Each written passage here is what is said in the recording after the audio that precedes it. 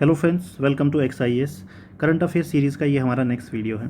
देखिए, अभी तक हम नेशनल इवेंट्स कर चुके हैं। उसके अलावा इंटरनेशनल अफेयर्स भी हमने देख लिया है।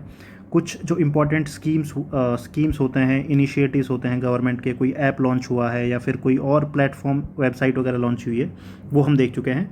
और एक जो हमने डिस्कस किया था कि हम इंटरलिंकेजेस के थ्रू पढ़ेंगे, यानी कि जहाँ पर भी कोई स्कीम रिपीट होगी, जब कोई दो रिलेटेड कॉन्सेप्ट जहाँ पे रिपीट होंगे, वहाँ पे मैं आपको बाकी जो रिलेटेड चीज़ें हैं वो भी रिकॉल करा दूंगा, क्योंकि जितनी बार आप चीज़ों को रिकॉल करोगे उतना ही आपको अच्छे से चीज़ें याद हो जाएंगी। ठीक है, तो आज हम इंटरनेशनल अफेयर के नेक्स्ट हमारा इकोनॉमिक करंट अफेयर्स हैं जो इकोनॉमी से रिलेटेड, वो देखने वाले हैं।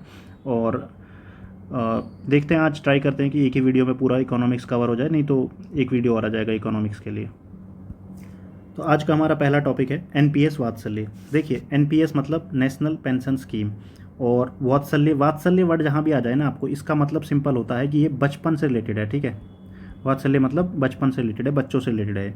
तो NPS स्कीम है जो ऑलरेडी नेशनल पेंशन स्कीम है। आगे आपको मैं एक और स्कीम के बारे में पढ़ाऊँगा, जैसे OPS जो ओल्ड पेंशन सिस्टम था, और अभी यूनिफाइड पेंशन जो UPS करके निकाला है, यूनिफाइड पेंशन स्कीम निकाली है गवर्नमेंट ऑफ इंडिया ने, वो भी हम आगे देखेंगे।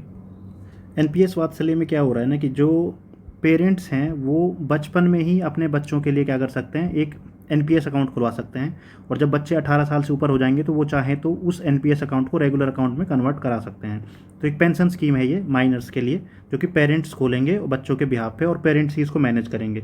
ठीक है, इसमें हर साल मिनिमम 1000 रुपीज़ आपको जमा करने हैं, और अपर लिमिट कोई नहीं है, जितना आपको जमा करना है आप कर सकते हो। कौन इसको रेगुलेट करेगा? PFRDA इसको रेगुलेट करेगा, और ये एक कंपोनेंट की तरह ऐड करा गया है किसमें? NPS में। ठीक है, ऑनलाइन आप ओपन कर सकते हो इसको NPS के थ्रू, या फिर आप किसी बैंक में जाके, इंडिया पोस्ट पे जाके, कहीं से भी आप इसको ओपन करवा सकते हो। ये इसका गोल है। नेक्स्ट, अष्टलक्ष्मी महोत्सव। देखिए, अष्टलक्ष्मी ना, ये काफ़ी न्यूज़ में था ये वर्ड अष्टलक्ष्मी। ये इंपॉर्टेंट क्यों है? क्योंकि हमारे प्राइम मिनिस्टर ने इस वर्ड को यूज़ करा था किसके लिए? जो 7 सिस्टर स्टेट हैं प्लस सिक्किम। ठीक है, 7 सिस्टर प्लस ब्रदर सिक्किम, 8 इन राज्यों को डिनोट करने के लिए प्राइम मिनिस्टर ने अष्टलक्ष्मी वर्ड यूज़ करा था। तो जो अष्टलक्ष्मी महोत्सव है, ये कहाँ पे? संचार भवन न्यू दिल्ली में ऑर्गेनाइज कराया गया था। कौन सी मिनिस्ट्री ने ऑर्गेनाइज कराया था इसको? मिनिस्ट्री ऑफ, जो नॉर्थ ईस्टर्न एरियाज़ के डेवलपमेंट के लिए बनाई गई है, शॉर्ट फॉर्म में उसको डोनर बोलते हैं। ठीक है, नॉर्थ ईस्टर्न रीजन के डेवलपमेंट के लिए इसको बनाया गया है। 8 जो नॉर्थ ईस्टर्न स्टेट्स हैं उनको ये कवर करती है, अरुणाचल, आसाम, मणिपुर, मेघालय, मिजोरम, नागालैंड, सिक्किम और त्रिपुरा, यानी कि 7 सिस्टर्स प्लस सिक्किम। अष्टलक्ष्मी है, ये पूरे 8 के 8 जो राज्य हैं उनको रिप्रेजेंट करता है, मतलब प्रोस्पेरिटी वगैरह उनकी, और ये उनके कल्चर वगैरह को रिप्रेजेंट करने के लिए अष्टलक्ष्मी बनाया गया है। नेक्स्ट, प्रधानमंत्री ग्राम सड़क योजना, बहुत पुरानी स्कीम है। इसका जो फेज़ 4 है वो लॉन्च करा गया हाल ही में, जिसमें कि जो रिपेयरमेंट वगैरह है पुराने रोड्स की वो करी जाएगी, और कुछ नए रोड्स बनाए जाएंगे ऐसे एरियाज़ में जहाँ पे पहले रोड की कनेक्टिविटी नहीं है। नेक्स्ट, PM ई बस सेवा पेमेंट सिक्योरिटी मैकेनिज्म। देखिए, ई बस से रिलेटेड आप समझ रहे हो कि क्या चाहिए, किस चीज़ की बात हो रही है? इलेक्ट्रिक बसेस की बात हो रही है। उनकी प्रोक्योरमेंट वगैरह जो गवर्नमेंट करती है ना, जो heavy industries and union minister of heavy industries and steel हैं HD कुमारस्वामी, उन्होंने ये स्कीम अनाउंस की थी कि अभी जो आने वाले सालों में गवर्नमेंट ई बसेस खरीदने वाली है, उनका जो पूरा पेमेंट वगैरह का जो सिस्टम है उसको कैसे हैंडल करेगी, उससे रिलेटेड है। ये इतना इंपॉर्टेंट नहीं है ये स्कीम। एक तो आपको ये PM ई ड्राइव इनिशिएटिव याद रखना है, ये इससे रिलेटेड है इलेक्ट्रिक व्हीकल से। जहाँ पे ई आ गया ना आज के टाइम पे, तो मतलब ये या तो इलेक्ट्रॉनिक से रिलेटेड होता है, इलेक्ट्रिक से रिलेटेड होता है। तो ठीक है, ये इलेक्ट्रिक से रिलेटेड है। यहाँ पे ई ड्राइव ये लिखा हुआ है यहाँ पे। ठीक है, इसके अलावा एक फेम करके स्कीम है, इसका भी दूसरा फेज़ लॉन्च करा गया था, faster adoption and manufacturing of electric vehicles, कुछ ऐसा इसका फुल फॉर्म है। ये स्कीम याद रखनी है आपको, फेम इंडिया बोलते हैं इसको, ये इलेक्ट्रिक व्हीकल से रिलेटेड है। उसके अलावा एक EV30 कैंपेन है, EV30. ठीक है, ये क्या है EV30. इसका मतलब है कि 2030 तक हम चाहते हैं कि हमारे इंडिया में जो कार हैं वो 30% कार इलेक्ट्रिक व्हीकल हो जाए। नेक्स्ट, 5 सक्सेसफुल ईयर्स ऑफ प्रधानमंत्री किसान मानधन योजना। किसान मानधन योजना क्या है? किसान मानधन योजना एक तरीके से जो फार्मर्स है ना उसके लिए पेंशन स्कीम है, जो गवर्नमेंट ऑफ इंडिया ने स्टार्ट करी हुई है। ठीक है, इसके 5 साल पूरे हो गए हैं, इसलिए इंपॉर्टेंट है। इसके लिए एलिजिबल कौन है? वो सभी किसान जिनके पास स्मॉल या मार्जिनल लैंड कैटेगरी में आते हैं, मतलब उनके पास छोटे लैंड होल्डिंग्स हैं। ठीक है, उनको कहते हैं स्मॉल एंड मार्जिनल। बेसिकली इसमें 2 एकड़ जो वाले होते हैं उससे कम वाले आते हैं। ठीक है, 85% जो इंडिया के किसान हैं वो इसी कैटेगरी में आते हैं। 85% जो इंडिया के किसान हैं वो स्मॉल लैंड होल्डिंग्स वाले ही हैं। स्मॉल फार्मर्स, मार्जिनल फार्मर्स कौन होते हैं? जिनके पास 1 हेक्टेयर तक लैंड होती है वो होते हैं मार्जिनल फार्मर्स, और जिनके पास 1 से 2 के बीच में होती है उनको बोलते हैं स्मॉल फार्मर। ठीक है, हेक्टेयर होता है यहाँ पे, मतलब शायद मैंने एकड़ बोल दिया था, एकड़ एक्चुअली हेक्टेयर से छोटा होता है, एकड़ नहीं हेक्टेयर होता है।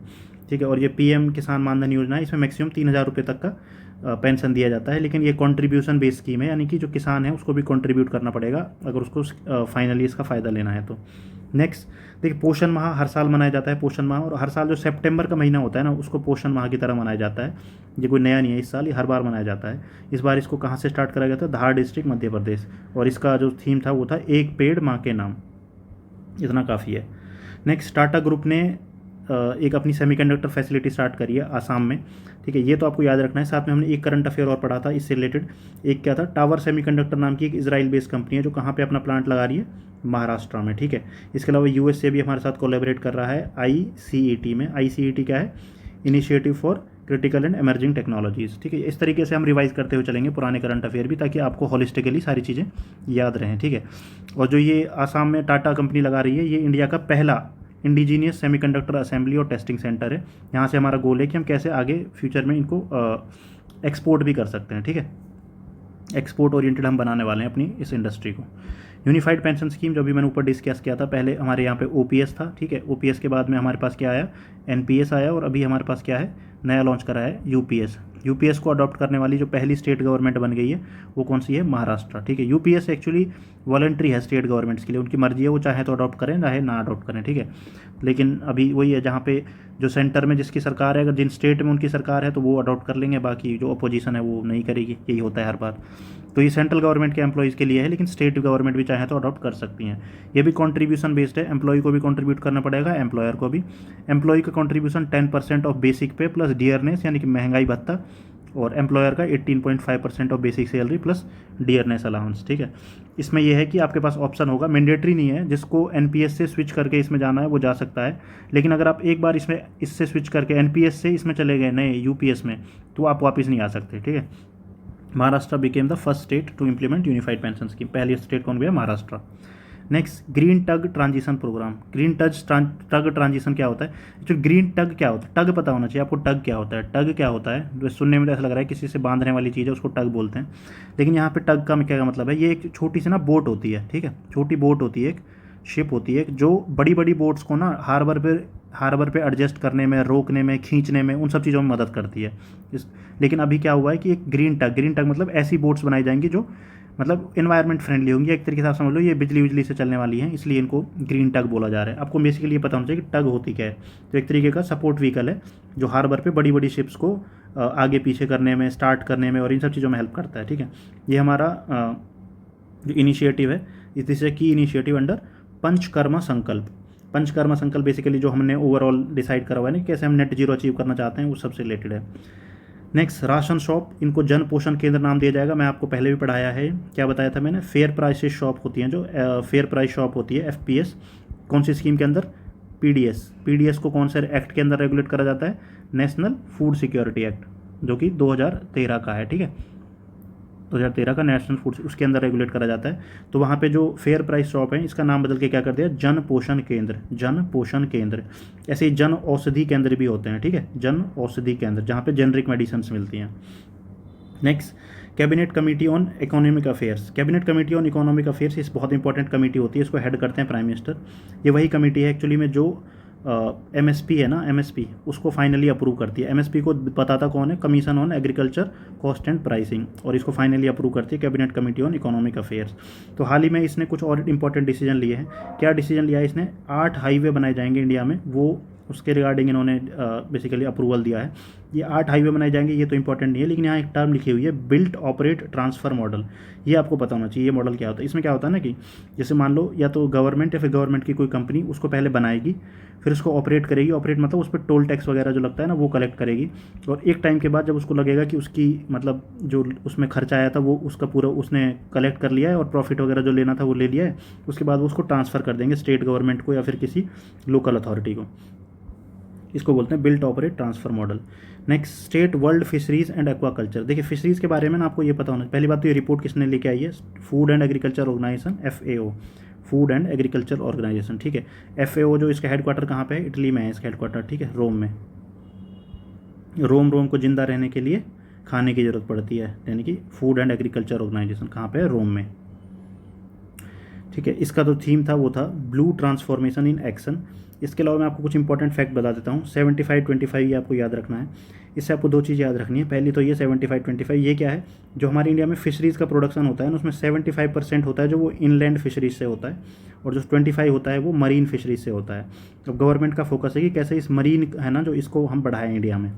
एक 75-25 एक दूसरा स्कीम मैंने आपको पढ़ाया था, जहाँ पे टारगेट क्या है कि 75 मिलियन लोगों को हमें हाइपरटेंशन और डायबिटीज़ से फ्री करना है। कब तक, 2025 के एंड तक।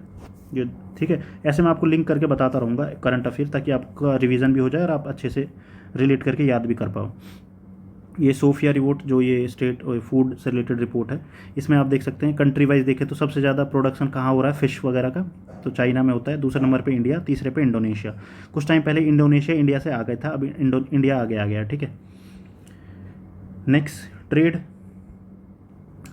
इसमें एक्वाटिक एनिमल के केस में सबसे ज़्यादा जो एक्सपोर्ट करता है कौन करता है, चाइना करता है। लेकिन ये इंपोर्ट में भी आप देखोगे सेकंड नंबर पे है, इंडिया कहीं नहीं दिखेगा, क्योंकि इंडिया जो मछली वगैरह मतलब उगाता है उसमें से ज़्यादातर तो अपने यहाँ पे हम उसको कंज्यूम कर जाते हैं, क्योंकि हमारी पॉपुलेशन इतनी बड़ी है।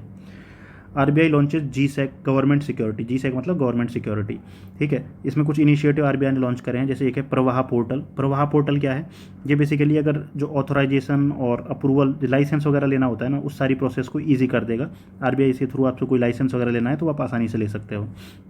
Next, mobile application for RBI retail direct portal. सबसे इंपॉर्टेंट इस स्कीम में ना यही है।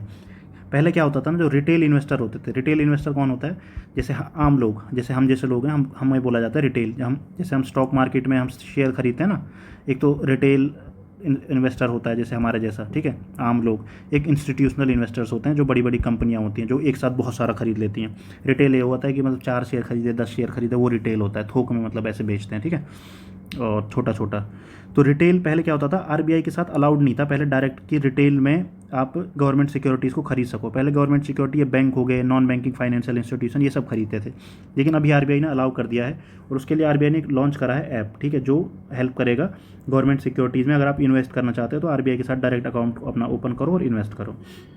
फिनटेक रिपोजिटरी है एक, जो कि कोई भी फिनटेक कंपनी क्या काम कर रही है उससे रिलेटेड इन्फॉर्मेशन आप देख सकते हो फिनटेक रिपोजिटरी पे कंपनी के बारे में।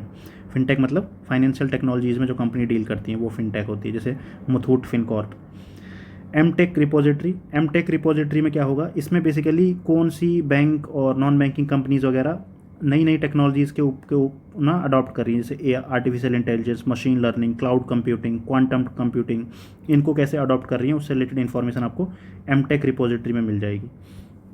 नेक्स्ट, सीडीपी सुरक्षा। सीडीपी सुरक्षा क्या है, ये बेसिकली हॉर्टिकल्चर से रिलेटेड जो फार्मर्स होते हैं ना, जो हॉर्टिकल्चर फार्मिंग करते हैं, उनको सब्सिडी डिसबर्स करने, सब्सिडी देने के लिए मतलब एक तरीके से पोर्टल बनाया है, जिस प्लेटफॉर्म बनाया है जिसका नाम रखा है सीडीपी सुरक्षा।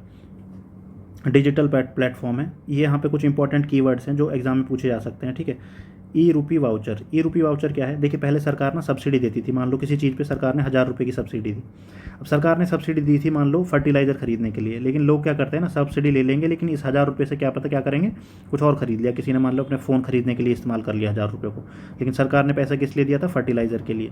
तो इसलिए अब सरकार ने इसका इलाज क्या निकाला है कि सरकार ना वाउचर देने लगी है। एक ऐसा वाउचर देगी जिसने, अगर 1000 रुपये का वाउचर है ना और सरकार ने फर्टिलाइज़र के लिए दिया था, तो आप इससे सिर्फ फर्टिलाइज़र ही खरीद पाओगे और कुछ नहीं खरीद पाओगे, फर्टिलाइज़र की शॉप पे ही चलेगा ये वाउचर, ठीक है। ये होता है ई रूपी वाउचर, और एनपीसीआई इसको रिलीज़ करती है।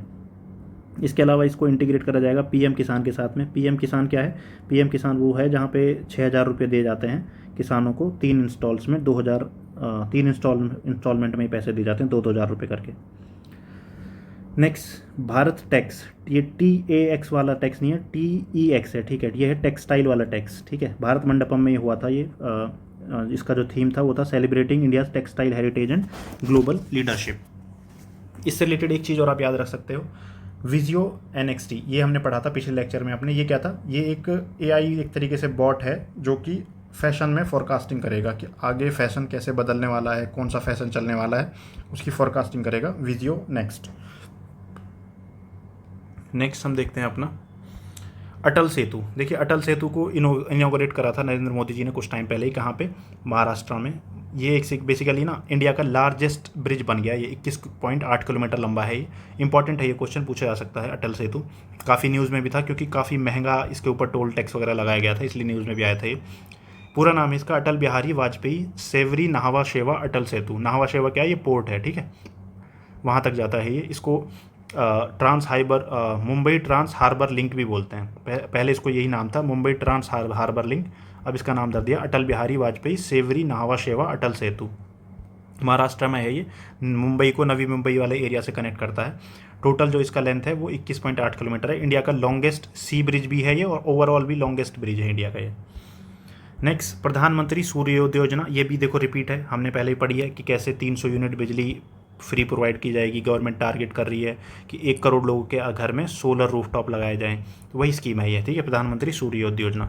इसमें मैंने एक चीज़ और आपको बताई थी, देखिए नेट मीटरिंग करी जाएगी, यानी कि आपके घर पे एक मीटर लगाया जाएगा जो ग्रिड से कनेक्टेड होगा। इंडिया में अभी सोलर जो अभी टोटल स्टेटस है ना, वो यहाँ पे खैर थोड़ा पुराना डेटा है, लेकिन अभी के टाइम पे 82 गीगावाट के आसपास हमारा स्टेटस है, जिसमें सिर्फ अबाउट 11 गीगावाट ही है जो ग्रिड से कनेक्टेड है। लेकिन अभी जो ये नई स्कीम है सोलर रूफटॉप सोलर वाली, इसमें गवर्नमेंट सबको ग्रिड से कनेक्ट करेगी। तो जो हमारा टोटल सोलर रूफटॉप का जो हमारा पोटेंशियल है ना, वो है 796 गीगावाट, और हमारा टारगेट कितना है? 500 गीगावाट। कब तक? 2030 तक। Next, national program on anganwadi cum creche. Creche क्या होता है? क्रैच एक तरीके की फैसिलिटी होती है जहाँ पे आप अपने बच्चों को छोड़ सकते हो और आप खुद कहाँ चले जाओ काम करने, वो होता है क्रैच। तो क्रैच जैसे पालना वर्ड होता है ना, ये एक्चुअली पालना एक स्कीम है, जो कंपोनेंट है ये स्कीम एक तरीके से किसके अंदर? एक बड़ी स्कीम है जिसको बोलते हैं मिशन शक्ति।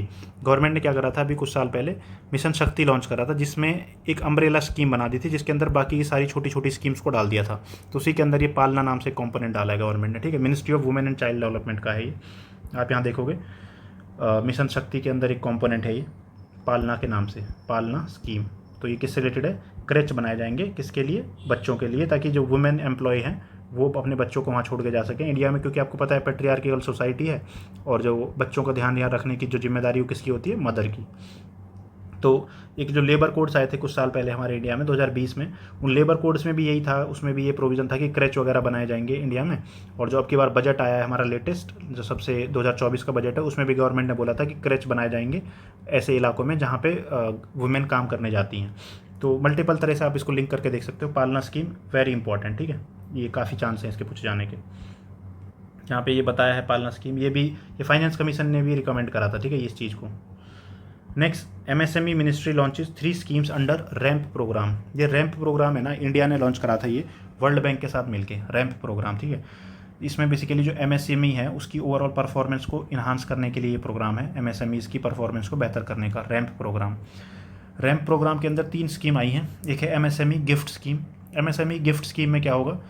जो ओवरऑल जो एमएसएमई है ना, वो कैसे ग्रीन टेक्नोलॉजी की तरफ बढ़ सकती है धीरे धीरे। MSME green investment and financing for transformation scheme. यहाँ पे क्या हो रहा है? कैसे ग्रीन टेक्नोलॉजी को इस्तेमाल करेंगी एमएसएमईज़, वो है एमएसएमई गिफ्ट स्कीम। बहुत डेप्थ में जाने की ज़रूरत नहीं है, ज़्यादा चांस तो यही पूछे जाने के हैं कि रैम्प स्कीम किससे रिलेटेड है? एमएसएमई से रिलेटेड, और इसमें कौन है पार्टनर? वर्ल्ड बैंक, ठीक है। ये इतना डेप्थ में कम ही चांस है, लेकिन फिर भी एक बार देख लेते हैं। एमएसएमई गिफ्ट स्कीम है। दूसरा है एमएसई स्पाइस स्कीम। इसमें सर्कुलर इकॉनमी, जहाँ भी आपको सर्कुलर इकॉनमी दिखे ना, सर्कुलर इकॉनमी का सिंपल मतलब होता है रिड्यूस रिसाइकल रीयूज़, यानी कि रीयूज़ करो, हम चीज़ों को बार बार नहीं मत बनाओ, उनको रीयूज़ करो। और सर्कुलर इकॉनमी में इंडिया किसके साथ कोऑपरेट कर रहा है? ऑस्ट्रेलिया के साथ में, ठीक है, ऑस्ट्रेलिया के साथ कोऑपरेट कर रहे हैं। तो सर्कुलर इकॉनमी से रिलेटेड कोई क्वेश्चन आता है और किसी कंट्री का नाम दिखता है ना आपको, तो समझो ऑस्ट्रेलिया होना चाहिए सही आंसर में। Next, online dispute redressal ODR, ये भी इस थर्ड स्कीम है इसमें, एमएससी स्कीम के अंदर। ऑनलाइन डिस्प्यूट रिड्रेसल है, आप समझ सकते हो, कोई पेमेंट वगैरह से रिलेटेड डिले हो गया है तो उसमें अगर आपको सॉल्यूशन चाहिए तो इसके लिए MSc scheme on online dispute redressal, नाम से पता चल रहा है, इसमें तो कुछ वही नहीं है। Next, 11th edition of international tourism mart. देखिए मैंने आपको पिछले वीडियो में एक टूरिज्म से रिलेटेड चीज़ बताई थी, क्या था? Travel for life. Life campaign है हमारा, जो COP 26 में हमने लॉन्च करा था, उसी के अंतर्गत ट्रैवल फॉर लाइफ लॉन्च करा गया था। तो उसी के इर्द गिर्द ये है, ये हर साल एक होता है इंटरनेशनल टूरिस्ट मार्ट, मेघालय में हुआ ये, और इसमें भी इस चीज़ को प्रमोट करा गया था मिशन लाइफ के अंदर, क्या? Tourism for life. कहाँ कौन से स्टेट्स के लिए? ये भी नॉर्थ ईस्ट जो, और ये अष्टलक्ष्मी मैंने ऊपर आपको पढ़ाया था अभी अष्टलक्ष्मी, ठीक है, उसी से रिलेटेड है ये भी अष्टलक्ष्मी से, ये भी आपको याद रखना है। देखो चीज़ों को ना रिलेट करके याद रखो, आप रिलेट करके करोगे, रिकॉल करोगे बार बार तो आसान हो जाती हैं चीज़ें। और हमने नॉर्थ ईस्ट के लिए कौन कौन सी स्कीम चला रखी है मैं आपको याद दिलाऊँ तो, एक PM डिवाइन चला रखी है, ठीक है, PM डिवाइन है। उसके अलावा कौन सी है? उन्नति स्कीम चलाई है हाल ही में हमने, ये भी नॉर्थ ईस्ट के लिए है। उसके अलावा एक्ट ईस्ट पॉलिसी है हमारी, वो भी नॉर्थ ईस्ट के लिए है। India Japan act east forum बना था कब? 2017 में। तो ठीक है, ऐसे रिलेट करके याद रखो, जब भी कोई उससे रिलेटेड चीज़ आए ना तो उससे रिलेटेड सब कुछ याद कर लो, ठीक है। तो ये मिशन लाइफ के अंदर ये भी मतलब सिंगल यूज़ प्लास्टिक है, इसको ख़त्म करने के लिए भी बोला गया है। ओवरऑल कैसे जो हमारा मिनिस्ट्री ऑफ टूरिज़्म है ना, ये कोशिश कर रहा है कि जो टूरिज़्म है उसमें हम ट्रैवल फॉर लाइफ जो हमारा इनिशिएटिव है उसको इंटीग्रेट कर ले, जिससे क्या होगा, जिससे कि ओवरऑल लोगों की लाइफस्टाइल में चेंज आ जाएगा और वो एनवायरनमेंट के प्रति थोड़ा फ्रेंडली एक्टिविटीज़ करेंगे। अब उसमें प्लास्टिक का ऊपर काफ़ी ज़्यादा फोकस है कि प्लास्टिक को हम ख़त्म करें यूज़ को, क्योंकि ग्लोबली ना एक डिबेट भी हो रहा है, एक डिस्कशन भी चल रहा है किसके रिगार्डिंग, प्लास्टिक को बैन करने के लिए। एक नॉन मतलब प्लास्टिक के अगेंस्ट एक ट्रीटी भी आने वाली है, 2025 के एंड तक आ जाएगी वो ट्रीटी, जो प्लास्टिक को धीरे धीरे ख़त्म करने की बात करेगी। नेक्स्ट, नेशनल टर्मरिक बोर्ड, इसको गवर्नमेंट ने हाल ही में नया बनाया है। इसका जो नेशनल टर्मरिक बोर्ड है, इसको हेड कौन करेगा, मतलब जो भी इसको हेड करेगा, इसको चेयरमैन होगा, वो कौन नॉमिनेट करेगा? गवर्नमेंट ऑफ इंडिया नॉमिनेट करेगी। आपको पता होना चाहिए इंडिया टर्मरिक का लार्जेस्ट प्रोड्यूसर भी है, कंज्यूमर भी है और एक्सपोर्टर भी है। जो ग्लोबली टर्मरिक यानी कि हल्दी को बोलते हैं टर्मरिक, ठीक है, जो प्रोड्यूस होता है ना उसका 75% इंडिया ही प्रोड्यूस करता है। और सबसे ज़्यादा इसको ये डेक्कन एरिया में उगाई जाती है। वैसे देखो ऑलमोस्ट 20 स्टेट्स में उगाई जाती है, लेकिन सबसे ज़्यादा डेक्कन, महाराष्ट्र, तेलंगाना, कर्नाटका, तमिलनाडु, मतलब डेक्कन में और साउथ में देखने को मिलेगी आपको ये। नेक्स्ट, यशोभूमि। देखिए यशोभूमि एक कन्वेंशन सेंटर है, कहाँ पे? दिल्ली में। ये लॉन्च हुआ था, द्वारका में है, दिल्ली में। यशोभूमि क्या है? Convention centre. कन्वेंशन सेंटर मतलब यहाँ पे बड़ी बड़ी मीटिंग्स हो गई, कॉन्फ्रेंसेस वगैरह हो गई, वो सब ऑर्गेनाइज कराई जा सकती हैं, तो उससे रिलेटेड है, एग्जाम में पूछा जा सकता है यशोभूमि कहाँ पे, तो ये इसमें है, दिल्ली में। Next, physical and monetary affairs. Physical and monetary affair, देखिए इसमें periodic labour force survey launch करा गया है। वैसे तो इसमें बहुत सारी डिटेल्स हैं, लेकिन आपको ना इतना डेप्थ में जाने की ज़रूरत नहीं है PLFS के, क्योंकि ये मेंस के हिसाब से ज़्यादा इंपॉर्टेंट है, प्रीलिम्स के लिए इतना नहीं है। प्रीलिम्स के लिए जो डिटेल इंपॉर्टेंट है वो मैं बता देता हूँ आपको। PLFS को लॉन्च कौन करता है? नेशनल सैम्पल सर्वे ऑफिस, NSSO। NSSO ना एक्चुअली 2019 में इसको मर्ज कर दिया गया था, किसके साथ में? सेंट्रल स्टैटिस्टिकल ऑफिस, और अब इसको NSO बोलते हैं, NSO नाम का एक ऑर्गेनाइजेशन बनाया था 2019 में। तो लेकिन अभी भी कहीं कभी कभी ये आपको लिखना दिखना मिलेगा, सैंपल सर्वे ऑफिस, इसको ये बोल लो चाहे NSO बोल लो, ये एक ही है। Periodic labour force survey annual report होती है ये, लेकिन इसमें एक 3 महीने वाला कंपोनेंट भी होता है, वो भी मैं आपको बताऊंगा। ये यहाँ पे थोड़ा ज़्यादा डार्क हो गया ये, एक्चुअली ये मेज़र करता है क्या? अर्बन एरियाज़ में मेज़र करता है हर 3 महीने में, क्या? Worker population ratio, labour force participation rate और unemployment rate. Worker population ratio, total worker कितने हैं और टोटल पॉपुलेशन कितनी है। लेबर फोर्स पार्टिसिपेशन, कितने लोग लेबर में हैं और टोटल डिपेंडेंट कितने हैं, मतलब ओवरऑल उनके ऊपर। एंड अनएम्प्लॉयमेंट रेट, कितने लोग हैं जो काम करना चाहते हैं लेकिन उनको जॉब नहीं मिल रही है। ये 3 महीने वाली चीज़ है ना, पूछी जाती है, याद रखना है। 3 महीना और अर्बन एरियाज़ को कवर करता है, सिर्फ रूरल एरियाज़ को नहीं करता। और 3 महीने वाली जो चीज़ है ये एग्ज़ाम के लिए इंपॉर्टेंट है। नेक्स्ट, ये देखिए ये इतना डेप्थ में आपको जाने की ज़रूरत नहीं है इसकी फाइंडिंग्स में, क्योंकि ये मेंस के लिए इंपॉर्टेंट है, प्रीलिम्स में नहीं पूछी जाती हैं चीज़ें। इसके अलावा आगे चलते हैं हम। Cabinet approves minimum support price. देखिए मैंने MSP के लिए आपको स्टार्टिंग में बताया था, cabinet committee on economic affair, जिसको प्राइम मिनिस्टर हेड करते हैं, ये अप्रूव करती है ये, लेकिन रिकमेंड कौन करता है? CACP, commission for agriculture cost and pricing. कब बनाया गया था इसको? 1965 में। इसको क्यों बनाया गया था, मतलब कोई तो लॉजिक रहा होगा। एक तो ये है CACP, इसको भी 1965 में बनाया था। एक फूड कॉर्पोरेशन ऑफ इंडिया है, इसको भी 1965 में बनाया था। इसके पीछे रीज़न है ग्रीन रिवॉल्यूशन इसी टाइम तो स्टार्ट हुआ था। और इन दोनों ऑर्गेनाइजेशंस को बनाने के पीछे लॉजिक, CACP है, ये MSC बताएगी, MSP बताएगा, MSP पे खरीदेगा कौन? FCI। तो इसलिए आप इनको रिलेट करके याद रखेंगे। MSP जो नॉर्मली धान वाली कभी पूछ ली जाती है, पैडी, उसके लिए 2300 रुपये पर क्विंटल फिक्स करा गया है। सबसे ज़्यादा जो इंक्रीज़ करा गया है वो नाइगर सीड या नाइजर सीड, जैसे भी आप इसको पढ़ लो, इसमें करा गया है। रेट आपको याद रखने की ज़रूरत नहीं है इसका, ठीक है। इसमें देखिए यहाँ पे दिया हुआ है कि कौन सी किसका कितना मतलब MSP है, लेकिन ये एग्ज़ाम में अगर आप स्पेसिफिक कोई एग्रीकल्चर वाला एग्ज़ाम दे रहे हो तब अलग बात है, लेकिन तो ये एग्ज़ाम में नहीं आती हैं चीज़ें, ठीक है।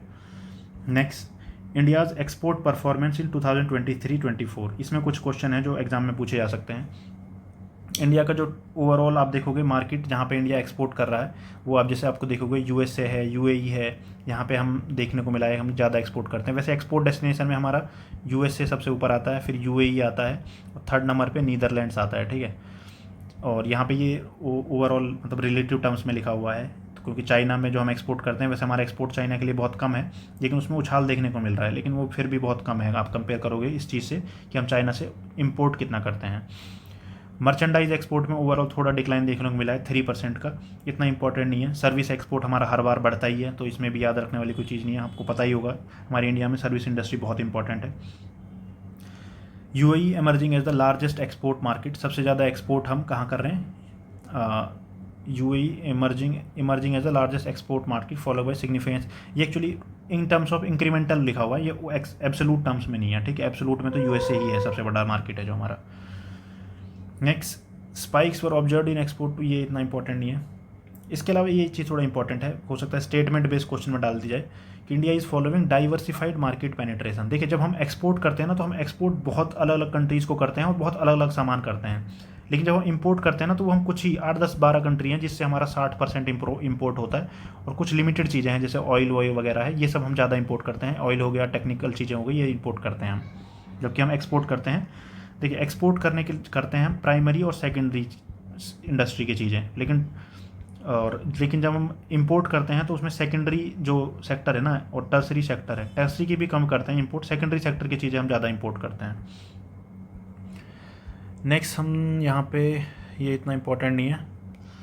नेक्स्ट यहाँ पे दिया हुआ है ट्रेड पार्टनर में, आप देखोगे चाइना है जो ट्रेड पार्टनर, इसमें हमारा एक्सपोर्ट देखिए बहुत 15102 मतलब यूएस मिलियन डॉलर्स में है, ये इतना है 151 के आसपास, लेकिन ये आप देखो 939 इतना हम इंपोर्ट करते हैं, तो बहुत ज़्यादा हमारा ट्रेड डेफिसिट है चाइना के साथ में। यहाँ पे आप देखोगे इन 5 कंट्रीज़ में तो सिर्फ यूएसए है जिसके साथ हमारा ट्रेड सरप्लस है, बाकी सबके साथ ट्रेड डेफिसिट है यहाँ पे हमारा। Next statistical report on agriculture and allied sector, agriculture और अलाइड सेक्टर की स्टैटिस्टिकल रिपोर्ट है। स्टैटिस्टिकल है तो ministry of statistics and program implementation ने रिलीज़ करे होगा इसको। इसमें क्या क्या बताया गया है, देखिए इसमें भी ना हमारा थोड़ा स्टेटस बता दिया गया है कि कैसे हमारा जो अलग अलग सेक्टर है वो परफॉर्म कर रहे हैं। इसमें बहुत डेप्थ में जाने की आपको ज़रूरत नहीं है, इतना आप यहाँ पे कुछ चीज़ें देख लीजिए इंपॉर्टेंट। जो एग्रीकल्चर और अलाइड सेक्टर है वो 18.2% कंट्रीब्यूट करता है overall GVA gross value added में। जब हम करंट प्राइसेस पे देखते हैं, 2 चीज़ें होती हैं, एक होता है करंट प्राइस और एक होता है कॉन्स्टेंट प्राइस। कॉन्स्टेंट प्राइस होता है जब हम किसी बेस ईयर के रिस्पेक्ट में देखते हैं, यानी कि इसमें हम इन्फ्लेशन को एडजस्ट कर देते हैं। लेकिन जो करंट प्राइस होता है उसमें हम आज जो फिलहाल प्राइस चल रहा है उसके हिसाब से देखते हैं। तो करंट प्राइसेस के हिसाब से 18.2% है जो एग्रीकल्चर और अलाइड सेक्टर का कंट्रीब्यूशन है। एग्रीकल्चर में देखिए जो क्रॉप है वो सबसे ज़्यादा कंट्रीब्यूशन करती है, दूसरे नंबर पे लाइव स्टॉक, फिर फॉरेस्ट्री, फिर फिशिंग, लेकिन इतना डेप्थ में ज़रूरत नहीं है। यूपीपीसीएस के लिए थोड़ा इंपॉर्टेंट ये फैक्ट है कि उत्तर प्रदेश ने हाईएस्ट आउटपुट दिया है सीरियल्स में, ठीक है, जो अनाज वगैरह है उसमें हाईएस्ट आउटपुट कहाँ से आया है, उत्तर प्रदेश से। यहाँ पे लाइव स्टॉक कंट्रीब्यूशन में दिया हुआ है, राजस्थान आप देखोगे सबसे आगे है इसमें 12.5%, उत्तर प्रदेश उसके थोड़ा सा पीछे 12.3% लाइव स्टॉक के मामले में। फॉरेस्ट्री में आप देखोगे महाराष्ट्र 16.4% है और उसके बाद राजस्थान 10.6% पे है। नेक्स्ट यहाँ पे फिशिंग में देखिए आंध्र प्रदेश, ये बहुत इंपॉर्टेंट है क्योंकि बहुत सिग्निफिकेंट कंट्रीब्यूशन आंध्र प्रदेश की तरफ से आता है 40.9% का। उसके बाद वेस्ट बंगाल है। बहुत से लोगों को लगेगा कि वेस्ट बंगाल ऊपर होगा, लेकिन ऐसा नहीं है, आंध्र प्रदेश ऊपर है, ठीक है। आंध्र प्रदेश में ये इंडस्ट्री बहुत अच्छे से इस्टेब्लिश्ड है, जबकि वेस्ट बंगाल में लोग कंज्यूम बहुत करते हैं फिशेस को। नेक्स्ट इसके आगे देखते हैं, यहाँ पे कुछ फसलों के नाम दिए हुए हैं जो फसलें ज़्यादा उगाई जाती हैं बेसिकली। जैसे दाल में देखें तो ग्राम और चना यानी कि अरहर, ये सबसे ज़्यादा 59% इनका ही प्रोडक्शन हो रहा है। मध्य प्रदेश में सबसे ज़्यादा पल्सेस का प्रोडक्शन होता है, ये क्वेश्चन पूछा जाता है एग्जाम में, कहाँ पे होता है, मध्य प्रदेश में। ग्राउंड नट और सोयाबीन, ये टोटल जो ऑयल सीड है उसमें सबसे ज़्यादा कॉन्ट्रीब्यूशन ग्राउंड नट और सोयाबीन का है।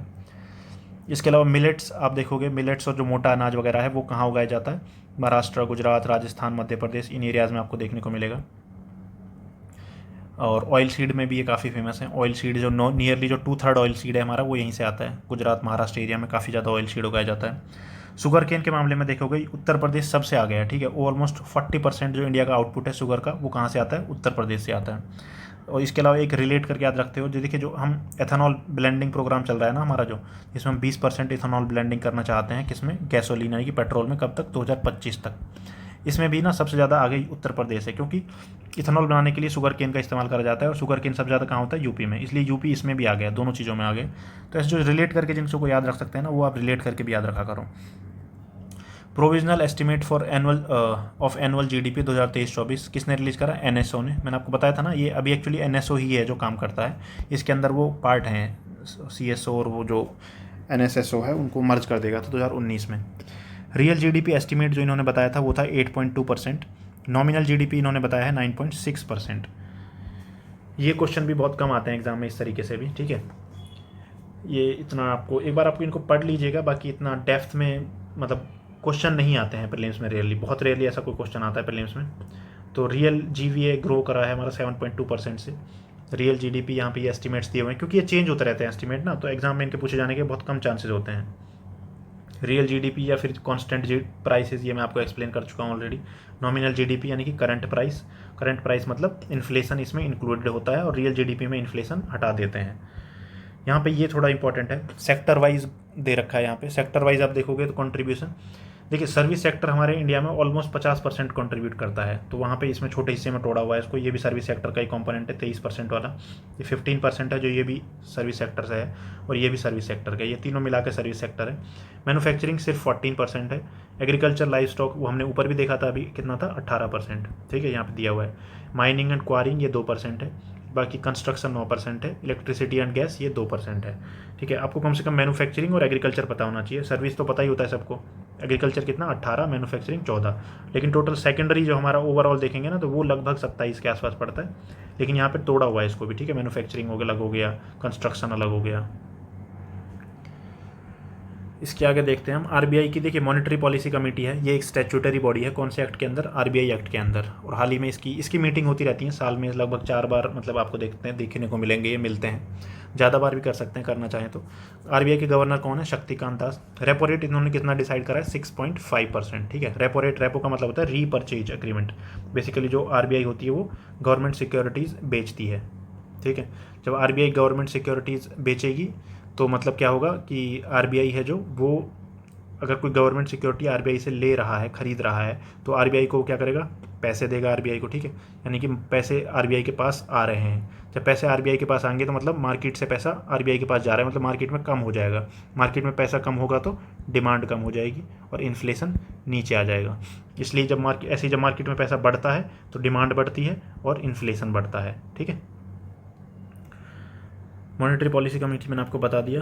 यहाँ पे स्टैंडिंग डिपॉजिट फैसिलिटी क्या होता है, इसमें जो बैंक है वो अपने पैसे एक तरीके से, जैसे हम बैंक में अपना पैसा जमा कराते हैं ना, वैसे बैंक अपना पैसा आरबीआई के पास जमा करा सकती है। ये एक तरीके से किसकी तरह होता है, ये एक तरीके से रिवर्स रेपो की तरह होता है। लेकिन रिवर्स रेपो में क्या होता है, सिक्योरिटीज़ कोलेटरल की तरह इस्तेमाल करी जाती है, इसमें कोई कोलेटरल नहीं होता स्टैंडिंग डिपॉजिट फैसिलिटी में। ये नया टूल है, आरबीआई ने 2022 में इसको लॉन्च किया था, ठीक है, बहुत पुराना नहीं है। तो स्टैंडिंग डिपॉजिट फैसिलिटी है ये 6.25% है। मार्जिनल स्टैंडिंग फैसिलिटी ये 6.75% है। आप ओवरऑल भी देखोगे ना, सारे रेट है जो, उसमें आपको सबसे ज़्यादा दिखेगी marginal standing facility, almost same as bank rate, बराबर है दोनों। क्योंकि जो मार्जिनल स्टैंडिंग फैसिलिटी है इसका इस्तेमाल करा जाता है इमरजेंसी के टाइम पे। रेपो रेट कितना है, 6.5%। Standing deposit facility rate 6.25%। Marginal standing facility rate 6.75%। Bank rate 6.75%। Bank rate में भी कोई कोलेटरल नहीं होता है, जहाँ कोलेटरल का इस्तेमाल नहीं होगा वहाँ पे अक्सर आपको इंटरेस्ट रेट हाई देखने को मिलेगा, ठीक है। मार्जिनल स्टैंडिंग फैसिलिटी रेट, इसमें कोलेटरल होता है लेकिन ये इमरजेंसी के टाइम पे लिया जाता है, तो इसलिए इसमें भी हाई होता है interest rate. Reverse repo rate ये आरबीआई देता है क्योंकि, तो इसलिए ये कम होता है, ठीक है। सीआरआर ये 4.5% है। और एसएलआर आपको पता होगा, जो net demand and time liability होती है बैंक के पास, आपने पढ़ा होगा इकोनॉमिक्स में, उसके हिसाब से इनको कैलकुलेट करा जाता है। तो cash reserve ratio 4.5%, statutory liquidity ratio 18%, ये बैंक को मेंटेन करना होता है। सीआरआर पे कोई कमाई नहीं होती, एसएलआर पे कमाई हो सकती है, ठीक है। ये रेट हैं, ये पूछे जाते हैं एग्जाम में, तो आपको पता होना चाहिए, इसलिए सीआरआर एसएलआर ये तो पता ही होना चाहिए आपको। Next, basic animal husbandry statistics. Basic animal husbandry statistics report है जो, देखिए ये ministry of fisheries, animal husbandry और डेयरिंग है जो ये इसको रिलीज़ करती है। स्टैटिस्टिक्स है तो आपको पता ही होगा इसमें क्या होगा, डेटा होगा कि इंडिया में क्या कैसे प्रोड्यूस हो रहा है। नेशनल मिल्क डे पे इसको रिलीज़ करा गया था। नेशनल मिल्क डे 26 नवंबर को सेलिब्रेट करा जाता है। फूड एंड एग्रीकल्चर ऑर्गेनाइजेशन, इसका मैंने आपको बताया था हेडक्वार्टर कहाँ पे है, रोम को जिंदा रखने के लिए खाना पड़ता है, और फूड एंड एग्रीकल्चर ऑर्गेनाइजेशन कहाँ पे, रोम में। तो इंडिया वर्ल्ड का लार्जेस्ट मिल्क प्रोड्यूसर है फूड एंड एग्रीकल्चर ऑर्गेनाइजेशन के according. Per capita milk availability, ये क्वेश्चन आता है एग्जाम में, कितनी है, 459 ग्राम। सबसे ज़्यादा मिल्क कहाँ हो रहा है, 15.72% होता है उत्तर प्रदेश में, फिर राजस्थान, फिर मध्य प्रदेश। एग के मामले में इंडिया थर्ड पे है, लेकिन एग वाला नहीं पूछा जाता, इतना इंपॉर्टेंट नहीं है। मीट प्रोडक्शन में इंडिया 8th पे है, ठीक है, ये कंट्रोवर्शियल है, थोड़ा रहता है, न्यूज़ वगैरह में आ जाता है कभी कभी, तो ये पता होना चाहिए। इंडिया में सबसे ज़्यादा मीट कौन से स्टेट में प्रोड्यूस होता है, उत्तर प्रदेश में। वूल प्रोडक्शन सबसे ज़्यादा होता है राजस्थान में, ठीक है, क्योंकि ये बकरी वकरी पालने का यहाँ पे कल्चर है, बंजारे होते हैं जो पालते हैं, तो वो ये होता है। वूल प्रोडक्शन सबसे ज़्यादा कहाँ होता है, बंगाल में। Next, final estimates of major agriculture crops, कितना क्रॉप्स का प्रोडक्शन हुआ है उससे रिलेटेड है। यहाँ पे श्री अन्न करके एक टर्म लिखा हुआ है, ये इंपॉर्टेंट है, ये मिलेट्स के लिए इस्तेमाल करा जाता है वर्ड, ठीक है। मिलेट्स को क्या कहा जाता है, श्री अन्न। 2023 का जो बजट था उसमें निर्मला सीतारमण जी ने ये वर्ड यूज़ करा था, श्री अन्न, किसके लिए, मिलेट्स के लिए, क्योंकि जो 2023 था इसको सेलिब्रेट करा गया था as an international year of millets. Next देखते हैं हम, देखिए यहाँ पे कुछ प्रोडक्शन बता रखा है कि कितना प्रोडक्शन हो रहा है किसका। तो इसमें एक चीज़ तो आप याद रख लीजिए कि जो फूड ग्रेन्स हैं उसमें सबसे ज़्यादा राइस का होता है, दूसरे नंबर पे व्हीट का होता है। कितना होता है याद रखने की जरूरत नहीं है, बस याद रख लीजिए सबसे ज़्यादा राइस का, दूसरे पे व्हीट का। उसके अलावा यहाँ पे शुगर केन दिया हुआ है, कॉटन दिया हुआ है। जो कमर्शियल क्रॉप्स हैं उसमें सबसे ज़्यादा किसका होता है, शुगर केन का। यहाँ पे एक वर्ड लिखा है देखिए 3 लाख बेल्स में कैलकुलेशन करी जाती है किसकी, कॉटन, जूट, मेस्टा, इन फसलों को करी जाती है, जिनको ऐसे ना रोल करके गोला बनाया जाता है, उस गोले को बेल्स बोलते हैं। बेल्स ये बनता कैसे, जब प्रोसेस करके उसको हम एक मतलब इसका ना एक गोला सा बन जाता है प्रोसेस करके, फाइनली जो कॉटन का बनेगा उसको बेल्स कहते हैं। इसको कैलकुलेट करने का यही तरीका होता है। हॉर्टिकल्चर क्रॉप का एस्टिमेट दे रखा है, ये भी एग्रीकल्चर और फार्मर्स वेलफेयर जो डिपार्टमेंट है वो इसको रिलीज़ करता है। इसमें ज़्यादा डेप्थ में इसमें भी जाने की ज़रूरत नहीं है, इसमें थोड़ा सा डिक्रीज़ देखने को मिला है हमें, लेकिन इतना इंपॉर्टेंट नहीं है, ये एग्जाम में नहीं आएंगे इस तरीके के question. Next, Nobel prize in economics 2023। देखिए इस बार का नोबेल प्राइज़ है, अब तो 2024 का भी आ गया है। 2024 का है वो सोसाइटल इंस्टीट्यूशंस का जो रोल होता है किसी कंट्री की प्रॉस्पेरिटी और डेवलपमेंट में, उसके ऊपर मिला है। 3 लोगों को मिला है। एक का नाम है एस मोगली होता है ना, मोगली ऐसे करके याद रख लो, मोगली को मिला है इस बार क्या, इकोनॉमिक्स का प्राइज़। 3 बंदे हैं, उनमें से एक का नाम है मोगलू आता है, और जो 2 और हैं उनके नाम में सन आता है, ठीक है, सन। जैसे एक है रॉबिन्सन और एक आई थिंक थॉमसन है, आगे आएगा तो देख लेंगे, बस आप याद रख लो कि मोगलू आएगा एक के नाम में और एक में सन आएगा, ठीक है।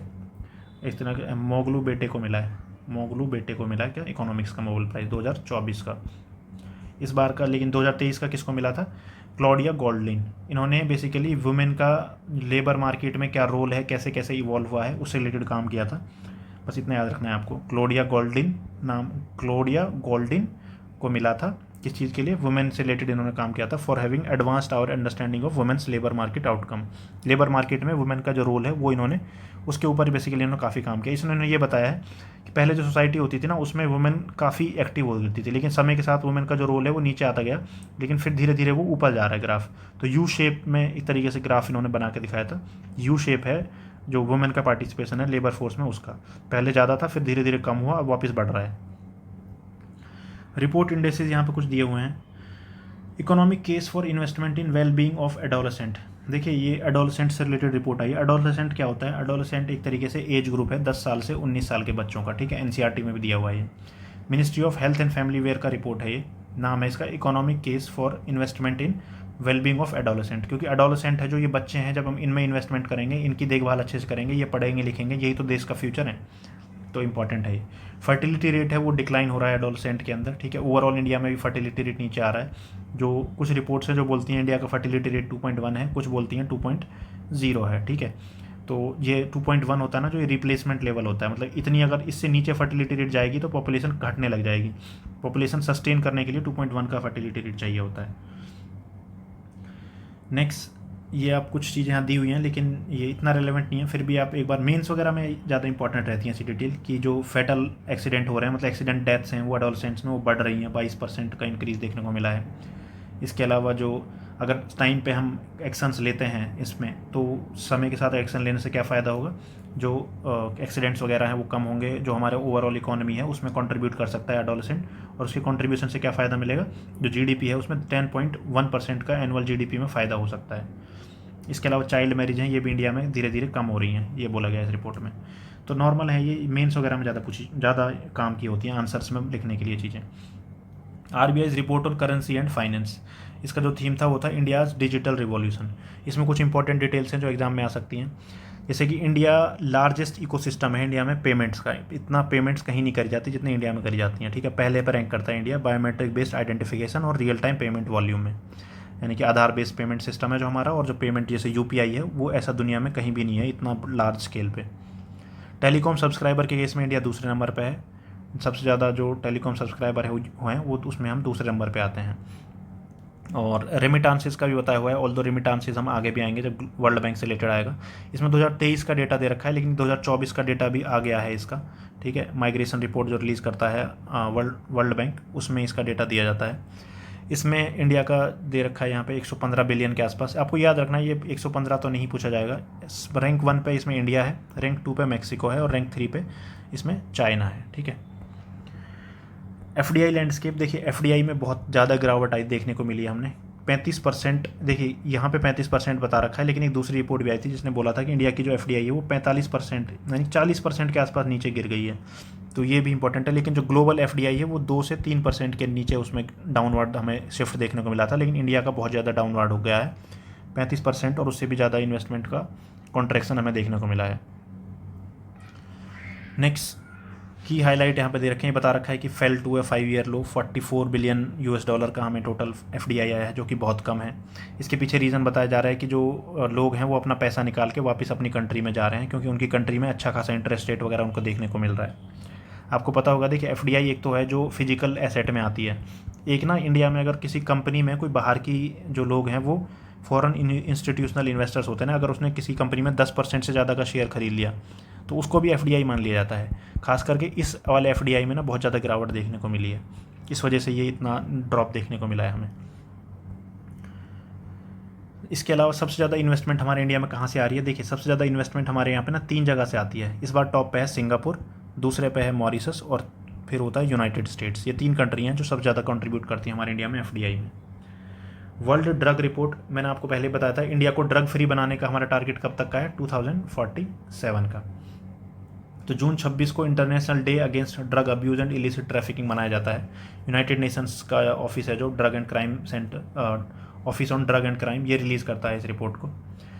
ओवरऑल 20% इंक्रीज़ देखने को मिला है ड्रग्स वगैरह के यूसेज में, इतना इंपॉर्टेंट नहीं है, बस आपको याद रखना है सबसे ज़्यादा ड्रग्स कौन सा यूज़ होता है, कैनबिस, और एक नया टाइप का ड्रग है जो इसका इस्तेमाल बढ़ रहा है खासकर अमीर देशों में, जो रिच कंट्रीज़ हैं वहाँ पे, इसका नाम है नियाटाजीन्स का इस्तेमाल बढ़ रहा है। इसके अलावा इसमें यहाँ मैंशन नहीं है, लेकिन एक सियरा लियोन करके कंट्री है, west African country Sierra Leone, यहाँ पे एक कुश नाम की ड्रग बहुत फेमस हो गई थी, जो लोग कैसे बनाते थे, मरे हुए इंसान के स्केलेटन की जो हड्डी होती है ना, मतलब उससे इस ड्रग को बनाया जाता है, कुश बोलते हैं इसको। ये सियरा लियोन से रिलेटेड न्यूज़ थी, हो सकता है आगे आ जाएगा, कवर करेंगे इसको। Next, world investment report 2024, United Nations का जो ट्रेड एंड डेवलपमेंट है, यूएनसीटीएडी ट्रेड एंड डेवलपमेंट जो ऑर्गेनाइजेशन है, ये रिलीज़ करती है इसको, वर्ल्ड इन्वेस्टमेंट रिपोर्ट। अगेन मैं ऊपर हम देख सकते हैं कैसे एफडीआई इंडिया में नीचे की तरफ जा रही है। यहाँ पे इन्होंने टोटल डिक्लाइन बताया है जो वो 43% का बताया है। इंडिया जो 7 स्पॉट्स फॉल कर गया है नीचे, किसमें, एफडीआई के लिस्ट में। कितना है अब इंडिया का रैंक एफडीआई रिसीव करने के मामले में, 15th रैंक पे है इंडिया। टोटल इसने बताया है $49 बिलियन, जबकि ऊपर हमने देखा था 44। ऐसे थोड़ा बहुत वेरिएशन देखने को मिलेगा। ओवरऑल आपको याद रखना है कि सिग्निफिकेंट डिक्लाइन हुआ है इंडिया के एफडीआई में, इनफ्लो में। इतना एफडीआई आता था, अभी उतना नहीं आया है, ऑलमोस्ट 30 to 40% कम हो गया है। Next, state of world population 2024, state of world population, इसमें इसने बताया है कि कैसे इंडिया है जो वो चाइना से भी आगे निकल गया पॉपुलेशन में, अब इंडिया दुनिया का सबसे पॉपुलेटेड कंट्री है। इसका जो टाइटल था रिपोर्ट का वो था interwoven lives, threads of hope, ending inequalities in sexual and reproductive health. Sexual and reproductive health है, ये एक तरीके से एक बंडल ऑफ राइट्स होता है, बहुत सारे राइट्स को मिला के बोला जाता है sexual and reproductive health. Fundamental rights including right to be free from torture, right to health, privacy, बहुत सारे राइट्स को मिला के बोल दिया जाता है यानी कि right to sexual and reproductive health. कुछ इसमें हाईलाइट्स दिए हुए हैं, मैंने आपको बता दिया। इंडिया आगे निकल गया चाइना से, ये बताया इसमें। और इंडिया का आगे फर्टिलिटी रेट वगैरह इन्होंने इनके हिसाब से इंडिया का जो फर्टिलिटी रेट है वो 2.0 है फिलहाल। जो हमारा नेशनल फैमिली हेल्थ सर्वे था उसने भी कुछ यही बताया था, 2.0 ही है इंडिया का फर्टिलिटी रेट। जो रिप्लेसमेंट लेवल है वो है 2.1। एक स्कीम है जो इन्होंने हाईलाइट की थी इंडिया की यहाँ पे, जननी सुरक्षा योजना। ठीक है, स्कीम नहीं है एक्चुअली, ये अमेंड रूल्स हैं ये। जननी सुरक्षा योजना and surrogacy regulation amendment rules. यहाँ पे गवर्नमेंट ने सरोगेसी से रिलेटेड, जो सरोगेसी क्या होता है, आप जो लोग हैं ना वो आजकल क्या करते हैं, खुद बच्चे पैदा नहीं करते हैं, किसी कोई रीज़न हो सकता है, मजबूरी भी हो सकती है या फिर जानबूझकर भी, और वो किसी और से अपना बच्चा पैदा करवा लेते हैं। मतलब जो होते हैं ना इन विट्रो फर्टिलाइजेशन, IVF, उसकी प्रैक्टिस यूज़ करते हैं और किसी और की कोख में अपना बच्चा पैदा करवा के वुमेन को एक तरीके से किराए की माँ बना लेते हैं। ठीक है, चाइल्ड मैरिज ये हमने पहले भी देख लिया, इंडिया में घट रहे हैं धीरे धीरे। और ये कुछ डिस्क्रिमिनेशन से रिलेटेड चीज़ें लिखी हैं, ये मेंस के लिए ज़्यादा इंपॉर्टेंट है, प्रीलिम्स के लिए इतना इंपॉर्टेंट नहीं है। Time magazine global 100 most influential companies की लिस्ट आई है। ठीक है, इसमें इंडिया की 3 कंपनी है, एक है रिलायंस, एक है टाटा और एक है सीरम इंस्टीट्यूट। रिलायंस टाटा तो आप अंदाज़ा भी लगा लोगे, लेकिन ये सीरम इंस्टीट्यूट याद रखना है, इसको भी इसमें ऐड करा गया है क्योंकि वैक्सीन वगैरह मैन्युफैक्चरिंग में इसने काफ़ी कंट्रीब्यूशन दिया था। सीरम इंस्टीट्यूट को पायनियर कैटेगरी में डाला गया है, और जबकि जो रिलायंस और टाटा है इनको टाइटन कैटेगरी में डाला गया है। इंडिया की रिलायंस एकमात्र कंपनी है जो 2 बार इस लिस्ट में, 2 बार इस ओवरऑल लिस्ट की एलीट लिस्ट में आई है। ठीक है, और टाइम ने इंडिया की जो रिलायंस है इसको बोला है इंडिया का जगरनॉट। जगरनॉट का मतलब होता है एक ऐसा फोर्स जो अनस्टॉपेबल हो, जिसको रोका ना जा सकता हो, मतलब इंडिया का जगरनॉट होता है रिलायंस को। Next, Hurun global unicorn index. Unicorn की होती है एक ऐसी कंपनी जो ओवरऑल अपनी वैल्यूएशन में $1 बिलियन क्रॉस गई हो। ठीक है, US बिलियन डॉलर क्रॉस कर गई हो, उसको बोलते हैं यूनिकॉर्न। इसको ट्रैक करती है ये हुरून रिसर्च इंस्टीट्यूट है, ये ट्रैक करता है इनको, और ये रैंक करता है कि कौन कंपनी कौन कितना आगे कितना पीछे है। तो यूनिकॉर्न के मामले में देखोगे आप ग्लोबली, तो जो इंडिया है 3rd पोजीशन पे है, चाइना और USA के बाद में 3rd पोजीशन पे आता है इंडिया। टोटल 67 यूनिकॉर्न्स दिए इंडिया ने इस बार। और आप देखोगे यहाँ पे नंबर 1 दुनिया कंपनी है बाइट डांस, ये चाइना की है। टॉप 10 में तो इंडिया का कोई भी कंपनी नहीं है इसमें। नेक्स्ट, ग्लोबल ट्रेड ओवरव्यू 2023-24, ये भी UNCTAD निकालता है, जो ग्लोबल इन्वेस्टमेंट रिपोर्ट और global trade and development report भी निकालते हैं। ये ग्लोबल ट्रेड है वो कम हो गया है 3% से। आपको पता ही है रीज़न इसके पीछे, वो सुएज कैनाल वाला क्राइसिस भी हुआ था, अभी वॉर भी चल रहा है, इसराइल का भी चल रहा है, यूक्रेन का भी चल रहा है, इस वजह से टोटल डिक्लाइन देखने को मिल रहा है हमें। Next, house hold consumption expenditure सर्वे, ये हमने पहले भी एक बार डिस्कस कर चुके हैं हाउस होल्ड कंजम्पशन सर्वे को। हर 5 साल कराता है इसको कौन, नेशनल स्टैटिस्टिकल ऑफिस। ज़्यादा डेप्थ में बाकी आपको जाने की ज़रूरत नहीं है, बस इतना याद रख लेना कि इंडिया में लोग सबसे ज़्यादा खर्चा किस चीज़ के ऊपर करते हैं, फूड के ऊपर। ठीक है, सबसे ज़्यादा फूड के ऊपर इंडिया में खर्चा होता है। रूरल एरियाज़ में 46% और शहरों में लगभग 39% फूड के ऊपर खर्चा करा जाता है। बस ये इंपॉर्टेंट डिटेल है इसमें। Next, Leeds. देखिए लीड्स है ना, जो ये एक इंडेक्स है एक तरीके से लॉजिस्टिक्स से रिलेटेड, कि किस स्टेट में लॉजिस्टिक्स का अच्छा इंतजाम है। तो इसमें कुछ रैंकिंग आई थी लीड्स से related, ministry of commerce and industry का है ये। कोस्टल एरियाज़ में आंध्र प्रदेश ने टॉप करा है, लैंडलॉक्ड में हरियाणा ने टॉप करा है, नॉर्थ ईस्टर्न स्टेट में आसाम ने, और यूनियन टेरिटरीज़ में चंडीगढ़ ने। बस इतना याद रखना है आपको। ये एक ना ओवरऑल ग्लोबली आता है एक लॉजिस्टिक परफॉर्मेंस इंडेक्स, उसी के तर्ज पे इसको बनाया गया है इंडिया में। ठीक है, लॉजिस्टिक परफॉर्मेंस इंडेक्स से जब ये आता है तो इंडिया का रैंक इसमें नॉर्मली 40 के आसपास रहता है। इस बार कितना है वो देखेंगे, शायद अभी आया नहीं है, लेकिन नॉर्मली 40 के आसपास हम रहते हैं इसमें। लीड्स है जो, इसमें स्टेट आपको याद रखने हैं, पहले कोस्टल में आंध्र प्रदेश, लैंडलॉक्ड में हरियाणा, नॉर्थ ईस्टर्न स्टेट में कौन सा था, नॉर्थ ईस्टर्न स्टेट में था आसाम, और यूनियन टेरिटरी में चंडीगढ़। डेल्टा रैंकिंग जो एस्पिरेशनल ब्लॉक प्रोग्राम है किसका, नीति आयोग का। देखिए एक इसका एस्पिरेशनल डिस्ट्रिक्ट प्रोग्राम था जिसमें 112 डिस्ट्रिक्ट थे, फिर इन्होंने लॉन्च करा एस्पिरेशनल ब्लॉक प्रोग्राम जिसमें 500 ब्लॉक हैं। ठीक है, डेल्टा रैंकिंग, डेल्टा का मतलब है कि इंक्रीमेंटल चेंज देखता है कि पिछले साल क्या हालत थी और आज क्या हालत है, ये होता है डेल्टा। ठीक है, डेल्टा ये फिजिक्स में यूज़ करा जाता है अक्सर, डेल्टा देखने के लिए कि इंक्रीमेंटल की चेंज कितना हुआ है वो देखने के लिए डेल्टा वर्ड का इस्तेमाल करा जाता है। कौन लॉन्च करा है इसको, नीति आयोग। टॉप पे कौन रहा है इसमें ब्लॉक में, तिरयानी ब्लॉक, ये कहाँ है, तेलंगाना में है ये। कुमुरन भीम आसिफाबाद डिस्ट्रिक्ट, ये डिस्ट्रिक्ट का नाम है आसिफाबाद, वहाँ पे तिरयानी ब्लॉक। तो तिरयानी ब्लॉक को मिला है पहला रैंक यहाँ पे। और दूसरा रैंक यहाँ पे आप देखने को मिलेगा कौसाम्बी, ये कहाँ पे, कौसाम्बी डिस्ट्रिक्ट उत्तर प्रदेश में। प्राइज़ भी दिया जाता है इसमें, 1.5 करोड़ का प्राइज़ है टॉप के लिए, फिर 1 करोड़ का प्राइज़ है सेकंड रैंक के लिए। नेक्स्ट, यहाँ पे वही बता रखा है 500 ब्लॉक में है, ये मैंने आपको बता दिया। और एस्पिरेशनल डिस्ट्रिक्ट ब्लॉक कितने में था, 112 में था, ठीक है। ये आपको याद रखना है, ये इंपॉर्टेंट है, एग्जाम में रिपीट होता रहता है ये। माइग्रेशन एंड डेवलपमेंट ब्रीफ, ये मैंने आपको बता दिया पहले भी, हम आज डिस्कस कर चुके हैं। वर्ल्ड बैंक करता है, ये बताता है कि कहाँ पे कितना रिमिटेंसेज आ रहा है। इंडिया में सबसे ज़्यादा रिमिटेंसेज आते हैं, 2023 में भी इंडिया में सबसे ज़्यादा आए थे और 2024 में भी इंडिया में सबसे ज़्यादा आए हैं, ठीक है। ये 2023 का है तो 120 बिलियन डॉलर के आसपास है, 2024 में है जो 111 बिलियन डॉलर के आसपास आया है। लेकिन इंडिया हर बार नंबर 1 पे ही है। इंडिया कितना है देखो, 120 के साथ पहले पे, मैक्सिको दूसरे पे, चाइना तीसरे पे। इंडिया की जीडीपी में लगभग 3% का कंट्रीब्यूशन होता है इससे, ठीक है, जो रेमिटांसेज आती हैं। उसी तरीके से आप देखोगे कुछ कंट्रीज़ हैं जिनकी जीडीपी कितना ज़्यादा डिपेंड करती है रेमिटांसेस पे। टोंगा है जो इसकी 41% जीडीपी कहाँ से आती है, बाहर से, रेमिटांसेस में। ताजिकिस्तान की 39%, लेबनान की 31, लेकिन इंडिया का लगभग 3%, 3% क्या उसके आसपास ही रहता है हर बार। Next, index of economic freedom 2024, इसमें इंडिया का रैंक है 126। कौन रिलीज करता है, द हेरिटेज फाउंडेशन। बस इतना याद रखने की ज़रूरत है। बाकी सिंगापुर पहले पे था, ये इतना ही पूछा जाएगा, बहुत कम चांस है, ज़्यादा यही पूछा जाएगा। इंडिया का रैंक कितना है, 126, और कौन रिलीज़ करता है, the heritage foundation. Fortune global, ये हर साल 500 कंपनियों की लिस्ट रिलीज होती है, इसमें टॉप पे रहा इस बार वॉलमार्ट, ठीक है, दूसरे पे अमेजोन है। और इंडिया की तरफ से आप देखोगे तो रिलायंस इंडस्ट्रीज़ है वो 86 पे है, और LIC 95 पे है अगर आप टॉप 100 में देखोगे तो। नेक्स्ट, वर्ल्ड इकोनॉमिक आउटलुक, ये कौन रिलीज़ करता है, इंटरनेशनल मॉनेटरी फंड रिलीज़ करता है ये। जिसने बोला है कि ग्लोबली जो प्रोजेक्टेड ग्रोथ है ओवरऑल इकोनॉमीज़ की टोटल, वो 3.2% है। इंडिया की इसलिए इसने 7% बोला है 2024 में, और 2025 में 6.5%। तो बस इंडिया वाला आप याद रख लें, ग्लोबल याद रख लें, बाकी कंट्रियों का देखने की ज़रूरत नहीं है। मिसलीनियस है कुछ, देखिए डीजी यात्रा ना एक बेसिकली ऐप है जो एयरपोर्ट्स पे जो बोर्डिंग होती है ना, बोर्डिंग और चेक इन होता है जो, उसको आसान करती है ये, ठीक है। तो आप पहले से घर से ही अपने टिकट्स वगैरह की बोर्डिंग डिटेल्स कंफर्म कर सकते हो। इसको लॉन्च करा है सिविल एविएशन मिनिस्ट्री ने, ये आपको पता होना चाहिए, डीजी यात्रा। Next, national conference on e governance के लिए कौन कौन से इनिशिएटिव्स चले हुए हैं, उनको अवार्ड वगैरह दिया गया है, ठीक है। तो वो पहला अवार्ड जो मिला है वो है open network for digital commerce, ONDC को पहला अवार्ड, फर्स्ट अवार्ड किसको मिला है, टॉप पे है इसमें ONDC। और इसके अलावा हुआ कहाँ था, मुंबई में हुआ था, 2 डे कॉन्फ्रेंस थी, थीम था विकसित Bharat, secure and sustainable E service delivery. इतना याद रख लोगे ना कि ONDC को पहला अवार्ड मिला है, ONDC के फुल फॉर्म, और ONDC open network for digital commerce. एक तरीके से ये जैसे फ्लिपकार्ट वगैरह होता है ना, उस तरीके से समझ लो, फ्लिपकार्ट और स्विगी वगैरह से आप ऑर्डर करते हो ना, वैसे इसके थ्रू आप ऑर्डर कर सकते हो ONDC के थ्रू, और ये फ्री है सबके लिए।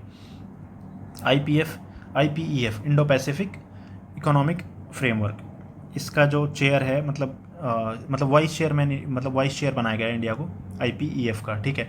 सप्लाई चेन काउंसिल, जहाँ पे मैंने आपको कल एक चीज़ बताई ना, जहाँ पे सप्लाई चेन वर्ड आ गया ना और उसमें USA इन्वॉल्व है, तो ऐसा समझ लो कि ये सीधा मतलब है, ये चाइना +1 स्ट्रैटेजी है, चाइना को टैकल करने की कोशिश की जा रही है, ठीक है। तो इसका भी वही मकसद है, इंडो पैसिफिक। जो इंडो वर्ड यूज़ करा जाता है ना पैसिफिक के साथ, पहले एशिया पैसिफिक यूज़ करते थे, एशिया पैसिफिक, लेकिन अब आजकल इंडो पैसिफिक लिखने लग गए हैं।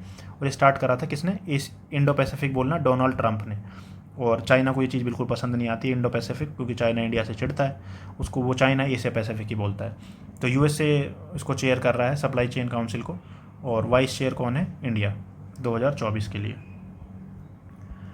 नेक्स्ट, UK इंडिया का 4th लार्जेस्ट मार्केट बन गया, एक्सपोर्ट मार्केट। इंडिया जहाँ एक्सपोर्ट करता है ना, उसमें UK, पहले चाइना आता था चौथे नंबर पे, लेकिन आजकल UK आने लग गया चौथे नंबर पे, ठीक है। और पहले पे कौन था, मैंने आपको बताया था, इसमें आपको देखोगे कौन कौन सी कंट्रीज़ हैं। यूनाइटेड स्टेट्स पहले पे है एक्सपोर्ट में, दूसरे पे UAE, तीसरे पे नीदरलैंड। इंपोर्ट हम सबसे ज़्यादा कहाँ से करते हैं, चाइना से सबसे ज़्यादा करते हैं, फिर दूसरे पे रशिया, तीसरे पे UAE। रशिया के जो हमारे इंपोर्ट हैं उसमें काफ़ी डिक्लाइन देखने को मिला है, क्योंकि वो रशिया पे सैंक्शंस वगैरह लगाए थे, मतलब डिफेंस में हमें डिक्लाइन देखने को मिलेगा, लेकिन ओवरऑल जो क्रूड ऑयल वगैरह है उसमें काफ़ी इंक्रीज़ देखने को मिला है। डिफेंस में डिक्लाइन है, ओवरऑल क्रूड ऑयल में बहुत ज़्यादा सिग्निफिकेंट इंक्रीज़ है। लार्जेस्ट ट्रेडिंग पार्टनर इंडिया के, तो डेटा है जो latest global trade research initiative का, उसमें बताया कि चाइना इंडिया का लार्जेस्ट ट्रेडिंग पार्टनर है, दूसरे नंबर पे USA होता है। चाइना के साथ हमारा ट्रेड डेफिसिट है और USA के साथ ट्रेड सरप्लस है। चाइना के साथ हमारा टोटल 118 बिलियन का ट्रेड होता है हमारा ओवरऑल, ठीक है। ओवरऑल चाइना के साथ जो हमारा एक्सपोर्ट है उनमें ग्रोथ देखने को मिला है 8.7% का, लेकिन फिर भी हमारा जो लगभग $100 बिलियन का हमारा अभी भी क्या है, ट्रेड डेफिसिट है। एक्सपोर्ट हम क्या कर रहे हैं यहाँ पे देख सकते हैं, iron ore, cotton, handloom, spices, plastic, हम देख रहे हैं ऐसी चीज़ें, सस्ती सस्ती चीज़ें, और जो या फिर सेकेंडरी या प्राइमरी सेकेंडरी नहीं, प्राइमरी सेक्टर की चीज़ें हैं ना, वो हम एक्सपोर्ट करते हैं। ये किसी भी इकॉनमी के लिए ना अच्छा नहीं होता। इकॉनमी जितना ज़्यादा उसको फ़ायदा होगा, जितनी ज़्यादा वो ऊपर की चीज़ें एक्सपोर्ट करेगी, सेकेंडरी सेक्टर की या टर्सरी सेक्टर की, ठीक है। अगर आप प्राइमरी सेक्टर की चीज़ें एक्सपोर्ट कर रहे हो तो इसका मतलब आप अपनी इकॉनमी के रिसोर्सेज को सस्ते में बेच रहे हो, इसका सिंपल सा मतलब ये होता है। और आप अपनी गरीबी दूर नहीं कर पाओगे इससे। इसलिए जो आप देखोगे रिच कंट्रीज़ होती हैं वो सेकेंडरी और टर्सरी सेक्टर की चीज़ें बेचती हैं, जबकि जो गरीब कंट्री होती हैं वो बेचारे पुअर रह जाते हैं, क्योंकि वो अपने रिसोर्सेज को सस्ते में बेच रहे होते हैं। यहाँ पे आप देख सकते हो China also increase growing by 3.2%। Import जो टोटल है हमारा ये वो $101.7 बिलियन का देखने को मिलेगा यहाँ पे। तो आप देख सकते हो 18 के आसपास हम भेज रहे हैं, इतना हम मंगा रहे हैं, तो लगभग $80 बिलियन से भी ज़्यादा का यहाँ पे आपको ट्रेड डेफिसिट देखने को मिलेगा। यूएसए के साथ हमारा ट्रेड डेफिसिट, जो ट्रेड सरप्लस है वो बढ़ रहा है, $36.74 बिलियन का हो गया है। यहाँ पे अगेन मार्केट दिखा रखा है, टॉप ट्रेडिंग पार्टनर चाइना 118.4 और यूएसए, माइनर सा डिफरेंस है, लेकिन इसमें वैसे बहुत फ़र्क है। चाइना से हम बहुत ज़्यादा इंपोर्ट करते हैं, यूएसए को बहुत ज़्यादा एक्सपोर्ट करते हैं। थर्ड पे यूएई आता है। वर्ल्ड पोवर्टी क्लॉक है जो इसने रिवील करा है कि इंडिया की बस 3% के आसपास ही, अगर प्रिसाइजली बोलो तो 2.4% के आसपास जो पब्लिक है वो एक्सट्रीम पॉवर्टी के नीचे है, ठीक है। मतलब इसने इंडिया की तारीफ़ करी है कि इंडिया अच्छा काम कर रहा है। सस्टेनेबल डेवलपमेंट गोल 1 है जो बोलता है जीरो पॉवर्टी या फिर नो पॉवर्टी, ठीक है। उसको अचीव करने में इंडिया सही डायरेक्शन में चल रहा है इसके हिसाब से। एक्सट्रीम पॉवर्टी को मेज़र करने का तरीका क्या है, वर्ल्ड बैंक बोलता है कि $2.15 अगर आप एक दिन में कमाते हो तो आप एक्सट्रीमली पुअर नहीं हो, इससे कम कमाते हो तो एक्सट्रीमली पुअर हो, वर्ल्ड बैंक का डेफिनेशन है, ठीक है। तो अभी हमारी 3.44 करोड़ यानी कि 2.4% के आसपास पॉपुलेशन है जो एक्सट्रीम पॉवर्टी में है। एक वर्ल्ड मतलब over multi dimensional poverty index भी आया था, जिसके बोला था कि हमारी जो पॉवर्टी है वो 29% से घट के कितने पे आ गई है, 11% पे। पिछली वीडियो में मैंने आपको ये चीज़ बताई थी। नेक्स्ट पोर्ट है एक जिसका नाम है विजिनज़ैम पोर्ट, ये केरला में है। ये इंडिया का पहला ट्रांसशिपमेंट पोर्ट है। ट्रांसशिपमेंट पे पोर्ट क्या होता है, एक्चुअली देखो कुछ पोर्ट्स होते हैं जो बहुत बड़े बड़े पोर्ट होते हैं, वहाँ पे जो बड़े बड़े शिप है ना वो आते हैं। बड़े बड़े शिप होते हैं ना जो, वो इतने ज़्यादा बड़े होते हैं कि वो हर पोर्ट पे नहीं आ सकते, वो कुछ ही पोर्ट्स पे आते हैं, बहुत सारा सामान लेके आएंगे, फिर उस पोर्ट पे रुकेंगे और वहाँ से बाकी के छोटे छोटे शिप्स में सामान लाद के आगे ले जाता है, ठीक है। यानी कि जैसे शिप आएगा बड़े पोर्ट पे, यहाँ पे रुकेगा, यहाँ से छोटी छोटी शिप सामान लेके दूसरी जगह पे जाएंगी, ठीक है, ऐसे। तो ट्रांसशिपमेंट ना पोर्ट था नहीं इंडिया में। इंडिया की जो बड़ी बड़ी शिप्स थी वो कोलंबो में आती थी। कोलंबो कहाँ है, श्रीलंका में, यहाँ आती थी, यहाँ ट्रांसशिपमेंट पोर्ट था। लेकिन अभी इंडिया ने अपना ट्रांसशिपमेंट पोर्ट बना लिया है, विजिनज़ैम पोर्ट, ठीक है, केरला में है ये। एक इंडिया का पोर्ट ब्लेयर में भी बन रहा है, ठीक है, पोर्ट ये बन रहा है, अभी बना नहीं है, ये भी ट्रांसशिपमेंट पोर्ट होगा। और इसमें फिलहाल जो ये केरला वाला है इसमें अडानी ग्रुप के साथ मिलकर बनाया गया है इसको। ट्रांसशिपमेंट ये क्या होता है मैंने आपको बता दिया है। दुनिया के सबसे बड़े transshipment port Singapore, Shanghai, Shenzhen, Busan, Hong Kong ये सब हैं। सिंगापुर आपको बताइए, सिंगापुर, शंघाई, शेंजन ये चाइना के हैं, बुसान कोरिया का है, हांगकांग में ही है। नेक्स्ट, इंडिया ने फ्री ट्रेड एग्रीमेंट साइन करा है किसके साथ, EFTA ब्लॉक के साथ। EFTA ब्लॉक में ना कुछ ऐसे कंट्रीज आते हैं जो यूरोपियन यूनियन में नहीं है, जैसे स्विट्ज़रलैंड वगैरह, लिechtenstein वगैरह। लेकिन ये जो कंट्रीज़ है ना, जो ये यूरोपियन, जैसे स्विट्ज़रलैंड है, ये यूरोपियन यूनियन का पार्ट नहीं है, लेकिन यूरोप के साथ ट्रेड करता है। तो इसके साथ फ्री ट्रेड एग्रीमेंट साइन करने से क्या होगा ना, जो इंडिया की सर्विस सेक्टर की कंपनीज़ है ना वो एक्सेस कर सकती हैं यूरोपियन यूनियन की मार्केट को, अगर वो स्विट्ज़रलैंड में काम करना स्टार्ट कर दें तो इस वजह से इंडिया इनडायरेक्टली यूरोपियन यूनियन की मार्केट को एक्सेस करना चाहता है यहाँ पे, ठीक है। तो इसमें आपको बस कंट्रीज़ का नाम याद रख लीजिए कि EFTA में ब्लॉक में कौन कौन सी कंट्रीज़ आती हैं, तो आइसलैंड, लिechtenstein, नॉर्वे और स्विट्ज़रलैंड, ठीक है। ये इंडिया के लिए एक तरीका है ताकि इंडिया एक्सेस कर पाए यूरोपियन यूनियन की मार्केट को फ्रीली इन कंट्रीज़ के through. Next, India overtakes Hong Kong to become 4th largest stock market. यहाँ पे आप देखोगे तो ये 4 ट्रिलियन लिखा हुआ है, लेकिन ये थोड़ा न्यूज़ पुराना हो गया है, और आप लेटेस्ट की न्यूज़ देखोगे तो अब इंडिया का जो ओवरऑल स्टॉक मार्केट का वैल्यूएशन है ना, ये 5 ट्रिलियन क्रॉस कर चुका है। वैसे एक आपको मैं एक बहुत इंटरेस्टिंग चीज़ बताता हूँ। देखिए, हमारा जो ओवरऑल स्टॉक मार्केट है वो 5 ट्रिलियन है, और जो हमारी GDP है वो लगभग 4 ट्रिलियन के आसपास है फिलहाल, ठीक है, थोड़ा सा कम है 4 ट्रिलियन से। लेकिन एप्पल जो कंपनी है ना, उसकी वैल्यूएशन एकमात्र कंपनी, US की एक कंपनी है ये, इसकी एकमात्र वैल्यूएशन $3 ट्रिलियन के आसपास है, ठीक है, $3 ट्रिलियन, मतलब हमारी GDP के लगभग बराबर है ये एप्पल अकेली कंपनी, इतना इसका वैल्यूएशन है। Next, Skytrax world airport awards. ये यूके बेस्ड कंपनी है ये, ठीक है, स्काईट्रैक्स। ये अवार्ड इस स्काईट्रैक्स रिसर्च ये वर्ल्ड एयरपोर्ट अवार्ड्स देती है। कौन से इस बार आप देखोगे सबसे बेस्ट अवार्ड इन्होंने दिया है हमाद इंटरनेशनल एयरपोर्ट, जो कि दोहा में है। और दूसरा है सेकंड प्लेस पे सिंगापुर का चांगी एयरपोर्ट। ये चांगी एयरपोर्ट ना, ये इंपॉर्टेंट है। चांगी एयरपोर्ट ये किसका पार्ट है? इंडिया की जो पॉलिसी है ना, ये जैसे चाइना की जो पॉलिसी है उसको बोलते हैं string of pearls, string of pearls. और हमारी जो है उसको बोलते हैं हम नेकलेस ऑफ डायमंड। जो नेकलेस ऑफ डायमंड हमारी स्ट्रैटेजी है, इस इंटरनेशनल अफेयर्स में आपने पढ़ा होगा, ये हमारी सिक्योरिटी के लिए बहुत इंपॉर्टेंट है। तो नेकलेस ऑफ डायमंड स्ट्रैटेजी है, उसका भी पार्ट है ये चांगी एयरपोर्ट। चांगी पोर्ट है एक्चुअली, उसका पार्ट है। जो ये चांगी नाम से एयरपोर्ट भी है, ये जगह है सिंगापुर में, तो ये इंपॉर्टेंट है। टोक्यो का जो हनेडा एयरपोर्ट है, इसको क्लीनेस्ट एयरपोर्ट का अवार्ड मिला है। ये इसमें आपको बस एक तो हमाद याद कर लीजिए, जो हमाद है फर्स्ट नंबर पे, उसको मिला है। और इंडिया के आपको कौन कौन से याद रख रहे हैं? इंदिरा गांधी इंटरनेशनल एयरपोर्ट है, इसकी 36 रैंक है इसमें। इसके अलावा इंदिरा गांधी इंटरनेशनल एयरपोर्ट है, जो इसको बेस्ट एयरपोर्ट इन इंडिया का अवार्ड मिला है। इंडिया का best airport Indira Gandhi airport को बोला गया है। और साउथ एशिया का भी बेस्ट एयरपोर्ट है ये। राजीव गांधी इंटरनेशनल एयरपोर्ट, इसको बेस्ट एयरपोर्ट स्टाफ का अवार्ड मिला है। कैंपेगौड़ा इंटरनेशनल, ये मैंने आपको बताया था। कैंपेगौड़ा कहाँ पे है? कैंपेगौड़ा कौन थे? ये बेंगलुरु को फाउंड करा था इन्होंने, कैंपेगौड़ा ने, ठीक है। बेंगलुरु विजयनगर एम्पायर में जनरल हुआ करते थे ये। तो इनको बेस्ट रीजनल अवार्ड मिला है, बेस्ट रीजनल एयरपोर्ट अवार्ड, ठीक है। और साथ में क्लीनेस्ट एयरपोर्ट भी इनको डिक्लेयर करा गया है। Next news in short, 54th council meeting overview. 54th council GST council की मीटिंग हुई है। इसमें क्या डिस्कशन करा गया था कि जो कैंसर के ड्रग्स हैं ना, नाम भी दे रखे हैं यहाँ पे, लेकिन ये नाम इतना इंपॉर्टेंट नहीं है, फिर भी आप एक बार देख लो इनको, थोड़ा अजीब अजीब से नाम है। त्रास्तुजुमैब, देरुक्सटेकेन, ओसिमरतिनिब, दुर्वालाम। मतलब ये थोड़े दूसरी कंट्रीज़ के और साइंटिफिक नेम होते हैं, तो इतना नाम इंपॉर्टेंट नहीं है, एक बार नज़र मार लीजिए बस। बस याद रखना है कि जीएसटी फ्री कर दिया है इनको, ठीक है। जीएसटी रेट, सॉरी फ्री नहीं कर दिया, 12% से 5% पे ले आया है। रेट मतलब कम कर दिया है इनके ऊपर, कैंसर की ड्रग्स के ऊपर। याद रखना है कि कैंसर की ड्रग्स के ऊपर जीएसटी 12 से 5% पे कर दिया, कम कर दिया है। इसके अलावा जीएसटी जो काउंसिल है, इसने एक ग्रुप और बनाया है जो देखेगा कि कैसे हम लाइफ इंश्योरेंस और हेल्थ इंश्योरेंस से रिलेटेड जो प्रोडक्ट हैं उनके ऊपर जीएसटी कम कर सकते हैं या घटा सकते हैं, क्या कर सकते हैं इसके ऊपर। रिपोर्ट मतलब कमेटी है, ठीक है। कुछ नई नवरत्ना कंपनी बनी है, इतना इंपॉर्टेंट नहीं है क्योंकि ये बनती रहती हैं कंपनी जैसी। ये कुछ कंपनीज़ के नाम है यहाँ पे, RailTel corporation, solar energy corporation, Satluj Jal Vidyut निगम, ये कंपनीज़ हैं। इनको नवरत्ना का स्टेटस दिया है। टोटल 25 हो गई हैं ये, लेकिन ये चलता रहता है। नेक्स्ट यूपीआई सर्कल एक नया फीचर लॉन्च करा है एनपीसीआई ने। यूपीआई सर्कल क्या है? जैसे अभी आप पेमेंट करते हो ना यूपीआई से, ठीक है, कहीं पे भी, तो आगे अभी ऐसा हो जाएगा कि आप ना डेलीगेट कर सकते हो पेमेंट, कि आपके बिहाफ पे कोई और पेमेंट कर दे, मतलब किसी बच्चे के बिहाफ पे उसके माँ बाप पेमेंट कर दें, पेरेंट्स। ये फीचर आएगा नया यूपीआई में। Next women and man in India 2023 report. यहाँ पे बताया गया है कि फाइनेंशियल डिस्पैरिटी बहुत ज़्यादा है। जो बैंक अकाउंट्स हैं उसमें वुमेन का शेयर कम है, और जो बैंक अकाउंट है वुमेन के, उसमें कम पैसा जमा है। जो मैन के अकाउंट है उसमें ज़्यादा पैसा जमा है। यहाँ पे देखो, बैंक अकाउंट है जो वुमेन के, वो 36.4% हैं टोटल इंडिविजुअल बैंक अकाउंट्स। और ये मैंने इंपॉर्टेंट डिटेल्स आपको बता ही दिया है।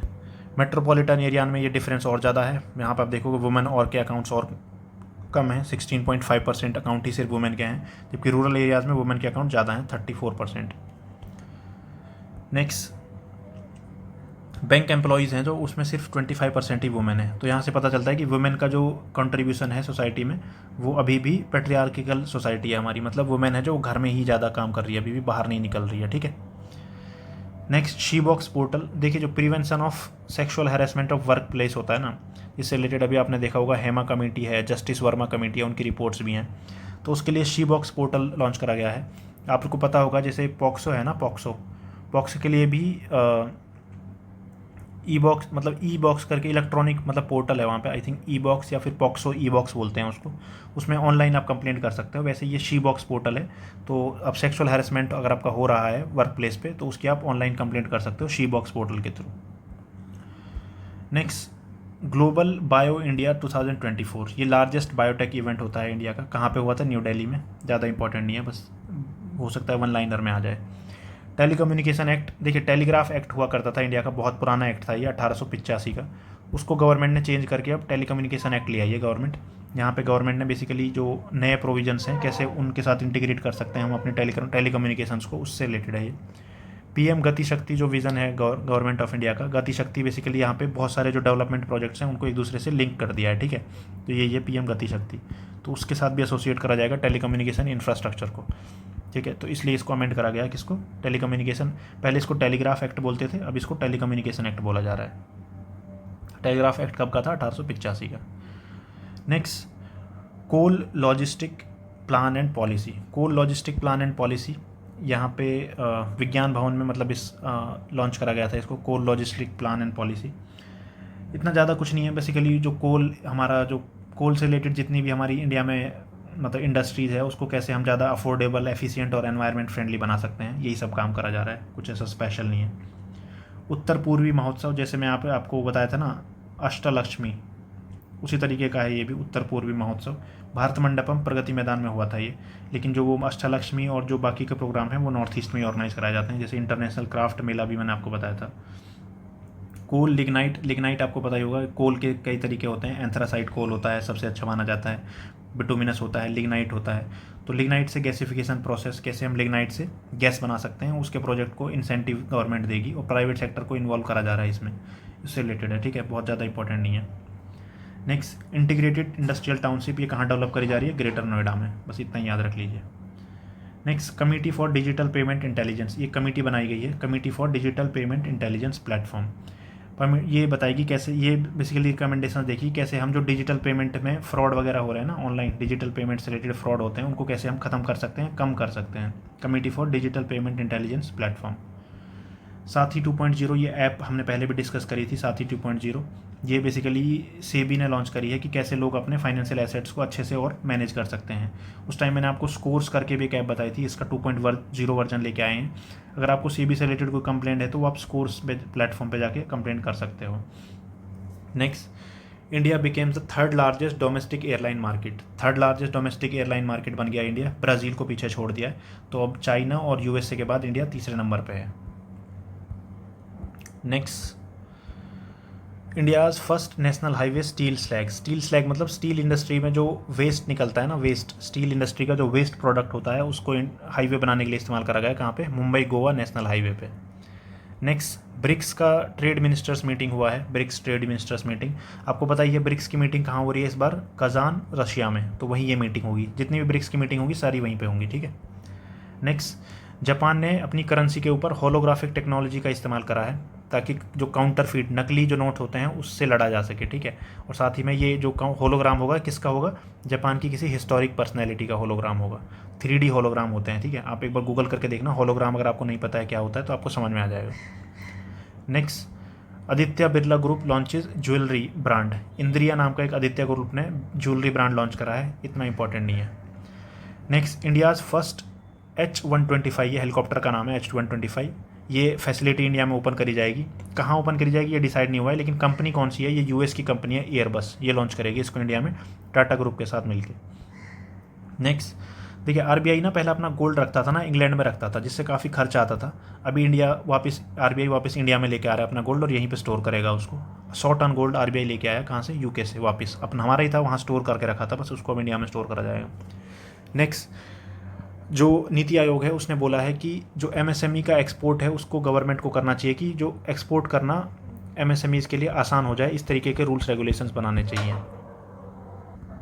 जो ई कॉमर्स से रिलेटेड प्लेटफॉर्म्स हैं उनका एमएसएमईज़ इस्तेमाल कर सकें अपने चीज़ों को एक्सपोर्ट करने के लिए, इसमें हमें आसान रूल रेगुलेशंस बनाने चाहिए। Next, India's first multi modal logistic park, ये कहाँ खोला गया है, चेन्नई में खोला गया है। चेन्नई में भी एग्जैक्टली जगह का नाम है Mapedu. Next, India allowed foreign institutional investors to invest in green bonds. Green bonds ऐसे बॉन्ड्स होते हैं, सवरन ग्रीन बॉन्ड्स, जो कि जो मतलब एनवायरनमेंट फ्रेंडली प्रोजेक्ट्स में पैसा लगाते हैं, ठीक है। तो उसमें फॉरेन इंस्टीट्यूशनल इन्वेस्टर्स होते हैं, जो इसको हॉट मनी भी कहा जाता है, क्योंकि कभी भी अपना पैसा निकाल के चले जाते हैं लोग, तो इसको अलाउ कर दिया है ग्रीन बॉन्ड्स में इन्वेस्ट करने के लिए। पंचामृत प्लेज है जो इंडिया की COP26 में ली थी हमने, उसमें मतलब उसके साथ अलाइन करता है, बाकी डायरेक्टली तो लिंक नहीं है।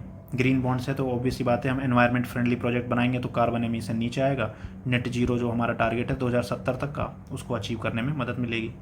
नेक्स्ट, भारत आटा, ये गवर्नमेंट ऑफ इंडिया ने आटे का एक ब्रांड लॉन्च करा है भारत के नाम से। तो पूछा जा सकता है कि आटा गवर्नमेंट जो अफोर्डेबल आटा प्रोवाइड करा रही है 27.5 किलो के हिसाब से, वो किस नाम से बेचा जाएगा? तो भारत के नाम से, Bharat Atta. Next, shorter audit tenure to boost governance. Audit tenure है जो वो घटा दिया है IRDAI ने, insurance regulatory and development authority of India ने। पहले 10 साल हुआ करता था, अब इसको 4 साल कर दिया है। इतना इंपॉर्टेंट नहीं है, ठीक है ये क्वेश्चन। नेक्स्ट, रिलायंस बनाएगा क्या ग्लोबल इकोनॉमिक हब, कहाँ पे? नवी मुंबई में। इतना इंपॉर्टेंट नहीं है अभी। लाल बहादुर शास्त्री इंटरनेशनल एयरपोर्ट कहाँ पे है? वाराणसी में इसको बनाया जा रहा है। ज़्यादा डिटेल में जाने की ज़रूरत नहीं है, इतना ही काफ़ी है। नेक्स्ट, ये मैंने आपको बता दिया ऑलरेडी, स्टॉक मार्केट ये पहले $4 ट्रिलियन पे पहुंची थी, और ये मतलब फिर 6 महीने के अंदर ये $5 ट्रिलियन पे पहुंच गई है, और वर्ल्ड का 3rd largest e commerce market बन जाएगा इंडिया 2030 तक। नेक्स्ट, IREDA, इरेडा बोलते हैं इसको नवरत्न स्टेटस दे दिया गया है। तो ये मिलता रहता है कभी किसी कंपनी को, कभी किसी कंपनी को, तो ये इतना नहीं पूछा जाता, ये नॉर्मली छोटे एग्जाम से पूछ जाता है, क्लर्क वगैरह के एग्जाम में। India Nigeria local currency settlement system. Currency settlement basically simple है कि इंडिया नाइजीरिया एक तरीके से ना $, या किसी दूसरी करेंसी का इस्तेमाल नहीं करेंगे ट्रेड करने के लिए, अपनी ही करेंसी का इस्तेमाल करेंगे। इससे ट्रांजैक्शन जो कॉस्ट है वो घट जाती है, और अपनी कंट्री की जो करेंसी है उसका भी प्रमोशन होगा। इंडिया चाहता है इंटरनेशनलाइजेशन ऑफ रूपी करा जाए, तो उससे भी हेल्प मिलेगी इसमें। नेक्स्ट, वर्ल्ड की फर्स्ट CNG बाइक, ये काफ़ी न्यूज़ में रही थी, बजाज ने लॉन्च करी है, ठीक है, वर्ल्ड की first CNG bike. Next, HDFC bank. देखिए, HDFC बैंक ने जो अटल इनोवेशन मिशन है ना, उसके साथ मिलके एक प्रोग्राम लॉन्च करा है जिसका नाम है परिवर्तन स्टार्टअप ग्रांट्स प्रोग्राम। अटल इनोवेशन मिशन के साथ में मिलके है। इसमें जो इनक्यूबेटर्स और ये सब हो गए, ये सेटअप करने में हेल्प, मतलब एक तरीके से स्टार्टअप्स को हेल्प करेगा HDFC बैंक अटल इनोवेशन मिशन के साथ मिलके। इन्फोसिस को हाल ही में आर्टिफिशियल इंटेलिजेंस के इस्तेमाल के लिए ये सर्टिफिकेशन दिया गया है, ISO सर्टिफिकेशन। किसने? TU इंडिया ने। इतना इंपॉर्टेंट क्वेश्चन नहीं है अभी। Next, first commercial crude oil strategic storage, ये इंडिया ने बनाया है। First commercial crude oil strategic storage कहाँ पे बनाया है इसको? पादुर नाम की जगह में, कर्नाटका में। ये इंपॉर्टेंट क्वेश्चन है, ठीक है, पादुर कर्नाटका में। कौन सी कंपनी है इसमें involve? Indian strategic petroleum reserve limited. Company का नाम इतना इंपॉर्टेंट नहीं है, जगह ज़्यादा इंपॉर्टेंट है, ठीक है, और पहला है तो इस चीज़ें पूछ ली जाती हैं। इंडिया वर्ल्ड का 3rd लार्जेस्ट कंज्यूमर और इंपोर्टर है, ठीक है, ऑयल वगैरह का। 85% जो इंडिया ऑयल से रिलेटेड अपनी नीड है ना, वो इंपोर्ट के थ्रू ही पूरा करता है। फाइनेंशियल इंक्लूजन इंडेक्स कौन रिलीज़ करता है? RBI रिलीज़ करती है ये, और एनुअली मतलब हर साल रिलीज़ करा जाता है इसको एक बार, जुलाई के महीने में। और फाइनेंशियल इंक्लूजन इंडेक्स है ना, इसका कोई बेस ईयर नहीं है, मतलब ये हर बार इस साल क्या स्टेटस है यही बताता है, किसी साल से कंपेयर नहीं करता। India's first integrated agree export facility है जो ये, जिसमें आप एग्रीकल्चर से रिलेटेड जो प्रोसेसिंग और स्टोरेज फैसिलिटी, वो सारी आपको एक तरीके से एक जगह पे ही सब कुछ आपका हो जाएगा। कहाँ पे है ये? जवाहरलाल नेहरू पोर्ट अथॉरिटी जो प्रोजेक्ट है उसके पास इसको बनाया गया है। इतना इंपॉर्टेंट क्वेश्चन नहीं है, पहला एग्री एक्सपोर्ट है तो इसलिए थोड़ा करंट अफेयर में रेलेवेंट हो जाती हैं ऐसी चीज़ें। स्टोरेज फैसिलिटी है बेसिकली ये। स्कोर्स 2.0 जहाँ पे आप कंप्लेंट वगैरह कर सकते हो, ये मैंने आपको बता दिया पहले ही, और ये सेबी ने लॉन्च करा है। नेक्स्ट, ये स्कोर 2.0 होगा। ड्रोन दीदी स्कीम, ये भी हम कई बार पढ़ चुके हैं। इसका जो टारगेट क्या है कि सेल्फ हेल्प ग्रुप्स वुमेन हैं, उन 15,000 ऐसी सेल्फ हेल्प ग्रुप्स को आइडेंटिफाई करा जाएगा और उनको ड्रोन्स दिए जाएंगे, जिन ड्रोन्स को वो रेंटल सर्विस दे सकते हैं। किसको? किसानों को। तो यहाँ पे वुमेन एम्पावरमेंट भी हो गई और एग्रीकल्चर का मैकेनाइजेशन भी हो गया। नेक्स्ट, उज्ज्वला योजना को एक्सटेंड करा गया है। 75 लाख और बेनिफिशरीज अभी इसमें आइडेंटिफाई करे जाएंगे और उनको उज्ज्वला के अंदर जो गैस का कनेक्शन दिया जाता है, LPG गैस, वो दिया जाएगा। मॉरिशस ने, इंडिया मॉरिशस DTE है, डबल टैक्सेशन अवॉइडेंस एग्रीमेंट है, इसको अमेंड करा है हाल ही में। ये होता क्या है डबल टैक्स, ये पूछा जा सकता है पेपर में। मॉरिशस के साथ बहुत सारी कंट्रीज़ के साथ इंडिया ने साइन करा हुआ है इसको, OECD के फ्रेमवर्क के अंदर, लगभग आई थिंक 85 कंट्रीज़ के साथ साइन करा हुआ है। इसमें होता क्या है ना कि जैसे मान लो कोई बंदा है इंडिया का, मॉरिशस में वो काम करता है, तो मॉरिशस में भी वो टैक्स दे रहा हो मान लो, और फिर वो इंडिया में पैसे भेजे तो उसको इंडिया में भी टैक्स देना पड़े, तो ये ना करना पड़े, ठीक है। एक ही जगह टैक्स देगा, या तो इंडिया में या मॉरिशस में। तो उसके लिए ये प्रोविज़न है डबल टैक्सेशन अवॉइडेंस एग्रीमेंट। और इसके अलावा बेस इरोजन और प्रॉफिट शिफ्टिंग, ये टर्म्स मेंशन है यहाँ पे। ये क्या होता है, इसमें कंट्रीज़ क्या करती है ना, अपना टैक्स बचाने के लिए अपनी जो प्रॉफिट्स हैं ना, उनको ऐसे कंट्री में डाइवर्ट कर देती है जहाँ पे कम टैक्स दिया जाता है या फिर टैक्स होता ही नहीं है, उनको बोलते हैं टैक्स हेवन, ठीक है। ऐसी कंट्रीज़ को टैक्स हेवन बोला जाता है। जैसे इसमें एक केमन आइलैंड्स है जो ब्रिटिश ओवरसीज टेरिटरी है, अक्सर ये न्यूज़ में आता है। मॉरिशस भी अपने आप में एक टैक्स हेवन माना जाता है। नेक्स्ट ग्रिड इंडिया, ये इसको मिनी रत्ना स्टेटस मिल गया। ये मैंने आपको बताया ऐसा मिलता रहता है, कभी किसी कंपनी को कभी किसी कंपनी को। स्टेट सिविल सर्विस वगैरह में ऐसे क्वेश्चन नहीं आते हैं। हाँ, अगर स्पेसिफिक है कोई कंपनी बिहार की ही है या फिर यूपी की है तब ये अलग बात है, तब पूछ लिया जाता है। IIM मुंबई, ये स्टारबस्ट करके एक कंपनी है। स्टारबस्ट एविएशन सेक्टर में काम करती है, डिफेंस और एविएशन में। तो इसके साथ IIM मुंबई है जो ये मिलके काम करेगा, ठीक है, एरोस्पेस और डिफेंस स्टार्टअप इकोसिस्टम को मजबूत करने के लिए। वर्ल्ड का लार्जेस्ट रिन्यूएबल एनर्जी पार्क खोला गया है कहाँ पे? खेवड़ा में। खेवड़ा कहाँ है? ये अडानी ग्रीन एनर्जी खोलेगा इसको। खेवड़ा गुजरात में है, ठीक है। वर्ल्ड का लार्जेस्ट है ये, मतलब पेरिस से 5 गुना बड़ा है, इतना बड़ा है ये। फ्लैश पे जैसे ये मतलब कॉन्टैक्टलेस पेमेंट आजकल कार्ड से करी जाती है ना। आप कार्ड को टच कराओ मशीन के ऊपर और पेमेंट हो जाती है, मतलब थोड़ा सा ऊपर आप उसके लेके आओगे पेमेंट हो जाएगी। तो ये लॉन्च कराया हाल ही में किसने? फ्लैश पे और रुपे स्मार्ट की चेन इनेबलिंग है कॉन्टैक्टलेस पेमेंट। मतलब जैसे वो तो कार्ड में होता था, यहाँ पे क्या होगा? की चेन के अंदर होगा, बस इतना ही है। कौन सी बैंक है? Federal bank. ये एक बैंक है जैसे HDFC वगैरह है ना, ऐसी बैंक है ये फेडरल बैंक। NPCI के साथ मिलकर की चेन इनेबल्ड कॉन्टैक्टलेस पेमेंट इस सिस्टम इसने लॉन्च करा है। 5,000 तक की आप पेमेंट कर सकते हो इससे। Next, RBI's डिजिटा initiative. RBI का जो डिजिटा इनिशिएटिव है, डिजिटल इंडिया ट्रस्ट एजेंसी इसका नाम है पूरा। जो इलीगल लैंडिंग है, आजकल आपको है ना बहुत सारी एप्लीकेशंस आ गई हैं एंड्रॉयड आपको प्ले स्टोर वगैरह पे जो लोन्स देती हैं, तो उनको रेगुलेट करने के लिए ये डिजिटा इनिशिएटिव RBI ने स्टार्ट करा है। Countries first electric dump truck. जो डंप ट्रक क्या होता है? जो वो सामान वगैरह मतलब होता है ना, कचरा वगैरह लेके जाता है, उसको इलेक्ट्रिक डंप ट्रक बोलते हैं। तो ट्रक है नॉर्मली वो इलेक्ट्रिसिटी से चलेगा बस, तो ई ट्रक है एक तरीके से, ठीक है, इतना ज़्यादा कुछ नहीं, ई ट्रक है। Next, young global leaders class of 2024। Global leaders class of 2024 world economic forum ने लिस्ट लॉन्च किया है, मतलब ये टोटल जो लिस्ट लॉन्च की है जिनेवा स्विट्ज़रलैंड में। इसमें ज़्यादा कुछ नहीं है, आपको इतना बस पता होना चाहिए कि इसमें टोटल 90 लोगों के आसपास हैं। ये एक तरीके से ग्लोबल जो यूथ है उसको लीड करेंगे, उनके लिए मेंटर वगैरह की तरह काम करेंगे। इंडिया से आप इसको याद रखेंगे, भूमि पेडनेकर, एक एक्ट्रेस है भूमि पेडनेकर, इनका नाम है इस लिस्ट में, बस इतना याद रखना है आपको। Young global leaders class of 2024। First European nation जिसने UPI को एक्सेप्ट करा ये फ्रांस है, काफ़ी न्यूज़ में आया था ये। फ्रांस ने UPI को अब अपने यहाँ पे अडॉप्ट कर लिया है। Next, national urban cooperative finance and development corporation limited, ये एक नई एक तरीके ऑर्गेनाइजेशन बनाई है गवर्नमेंट ऑफ इंडिया ने। न्यू दिल्ली में इसको लॉन्च करा गया था। ये जितनी भी अर्बन कोऑपरेटिव बॉडीज़ है ना, अर्बन कोऑपरेटिव बैंक्स, उनकी एक तरीके से अम्ब्रेला ऑर्गेनाइजेशन सारी इसके अंदर होंगे वो। नेक्स्ट, स्पेस सेक्टर में गवर्नमेंट ने 100% FDI अलाउ कर दिया है, लेकिन इसमें कंडीशंस है। सिर्फ कंपोनेंट मैन्युफैक्चरिंग में करा है, ठीक है, पूरे हर चीज़ में नहीं करा है। ऐसा नहीं है कि आप पूरा रॉकेट और वो सब बनाने लग जाओ, उसमें अलाउड नहीं है। सिर्फ कंपोनेंट मैन्युफैक्चरिंग में 100% FDI अलाउ हो गई है। वाइब्रेंट गुजरात ग्लोबल समिट, ये हर साल होती है, इस साल भी हुई है, गांधीनगर गुजरात में हुई है। इसका जो थीम था वो था gateway to the future. Next, 16th finance commission, ये भी हमने पढ़ लिया है। फाइनेंस कमीशन का आर्टिकल होता है 280 और इसको हेड कौन करेगा? डॉक्टर अरविंद पनागरिया। ये अपनी जो रिकमेंडेशन है ये अक्टूबर 31, 2025 तक सबमिट कर देंगे और इसका टाइम पीरियड है 1 अप्रैल 2026 से शुरू होगा। नेक्स्ट, पात मित्रो ऐप, ये भी हमने पहले पढ़ी थी। ये जूट के जो फार्मर्स हैं उनको MSP देने से रिलेटेड है, ठीक है, जूट के फार्मर्स को MSP देने से related. Next, Unnati becomes first entity to be listed at social stock exchange. देखिए, एक तो नॉर्मल स्टॉक एक्सचेंज होता है जो हमने पहले भी डिस्कस कर लिया है। ऐसा एक सोशल स्टॉक एक्सचेंज होता है जिसपे ऐसी कंपनियों को लिस्ट करा जाता है जो सोशल वर्क में मतलब काम करती हैं, मतलब वो प्रॉफिट कमाने के लिए नहीं काम कर रही हैं, सोशल वर्क से रिलेटेड काम करती हैं। तो वहाँ पे जो उन्नति नाम की कंपनी है, ये पहली कंपनी बन गई है जो सोशल स्टॉक एक्सचेंज पे लिस्ट हुई है। भारतमाला जो बेसिकली इंडिया में रोड्स वगैरह बनाए जा रहे हैं भारतमाला के अंदर, उसकी डेडलाइन को फिर से एक्सटेंड कर दिया गया है। होता रहता है ये बार बार, ठीक है, इतना इंपॉर्टेंट नहीं है। Next, national circular economy road map, ये मैंने आपको बताया था। सर्कुलर इकोनॉमी जहाँ पे आ गया, मतलब कौन सी कंट्री की बात होगी? इंडिया और ऑस्ट्रेलिया। सर्कुलर इकोनॉमी मतलब रीयूज़, रिसाइकल, रिड्यूस, ठीक है। तो यहाँ पे ओवरऑल प्लास्टिक वेस्ट वगैरह है, इसको भी कैसे कम करने के लिए हम इस्तेमाल कर रहे हैं। मैंने आपको बताया ना 2025 तक एक प्लास्टिक की ट्रीटी साइन होती है, होनी है मतलब ग्लोबली।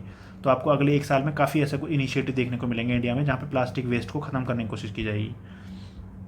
इंडिया का पहला UPI ATM Hitachi payment company है जो उसने लॉन्च करा है। ये वाइट लेबल एटीएम है। देखिए, एक वाइट लेबल एटीएम होते हैं और एक ब्राउन लेबल एटीएम होते हैं। वाइट लेबल एटीएम वो होते हैं जो कोई ऐसी कंपनी चलाती है जिसका बैंक से कुछ लेना देना नहीं होता। ब्राउन लेबल एटीएम में बैंक होती है, स्पॉन्सर कर रही होती है जो, और ऑपरेट करने वाली कंपनी होती है। मतलब ब्राउन लेबल में बैंक होगी कहीं ना कहीं संलिप्त, लेकिन वाइट में बैंक से कुछ लेना देना नहीं है।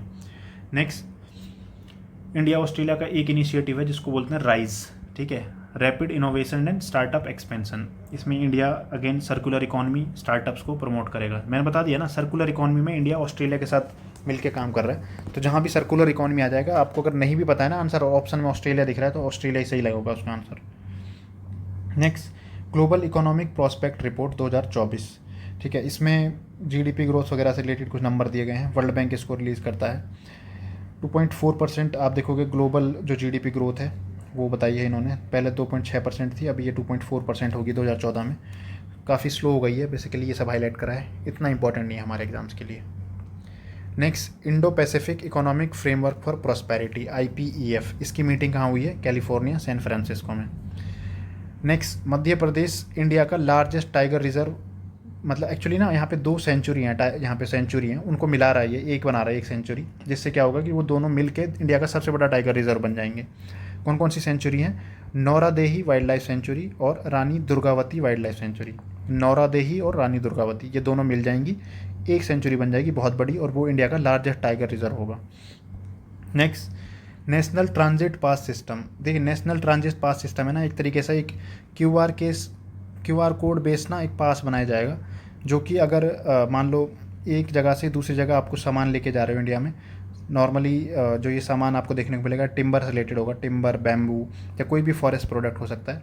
तो वहाँ पे एक QR कोड के बेस पे एक पास बना दिया जाएगा, जिसके बेस पे आसानी से मतलब आप लोगों को सामान एक दूसरे जगह ले जाने में, अगर कहीं पुलिस वाले चेक करते हैं पास, तो पास दिखाने में आसानी होगी। QR कोड स्कैन करो, पास देखो। नेक्स्ट, मेरा बिल मेरा अधिकार, ये इनवॉइस इंसेंटिव स्कीम है। गवर्नमेंट इसके थ्रू चाहती है कि जो लोग हैं वो आदत बनाएं, धीरे धीरे अपनी लाइफस्टाइल में लेके आएँ कि दुकानदार से सामान खरीदते हैं तो बिल मांगें उससे, ठीक है।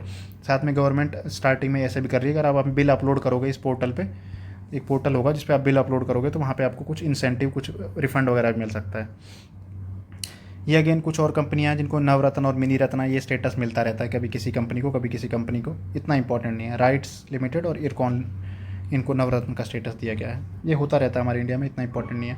देखिए, अभी आगे हमारा यूनियन बजट आ गया है। अब बजट और इकोनॉमिक सर्वे हम अगले वीडियो में देखेंगे, ठीक है, 2024-25 का बजट और इकोनॉमिक सर्वे। बाकी आज के लिए इतना ही था। इसमें इकोनॉमिक्स के करंट अफेयर मेजरली हमें देख लिए हैं, इसलिए आज का वीडियो थोड़ा सा बड़ा भी हो गया है, 1 घंटे 21 मिनट 20-21 मिनट का हो गया है। Hope you like the video. देखिए, मैंने आपको हाईलाइट कर दिया है कौन सी चीज़ ज़्यादा इंपॉर्टेंट है, कौन सी कम इंपॉर्टेंट है, जो कहाँ आपको ज़्यादा इम्फेसिस करना है। आज का वीडियो भी इंपॉर्टेंट है। बाकी जो मैंने आपको कल कराया था ना, कल वाला वीडियो सबसे ज़्यादा इंपॉर्टेंट था, तो वो स्कीम्स वगैरह थी वहाँ पे, उनसे क्वेश्चन आता है, आपको देखना है अच्छे से। बाकी अगले वीडियो में हम देखेंगे अपना इकोनॉमिक सर्वे और दूसरा बजट, ठीक है, दोनों ही इंपॉर्टेंट टॉपिक हैं। I hope you like this video. Thank you so much.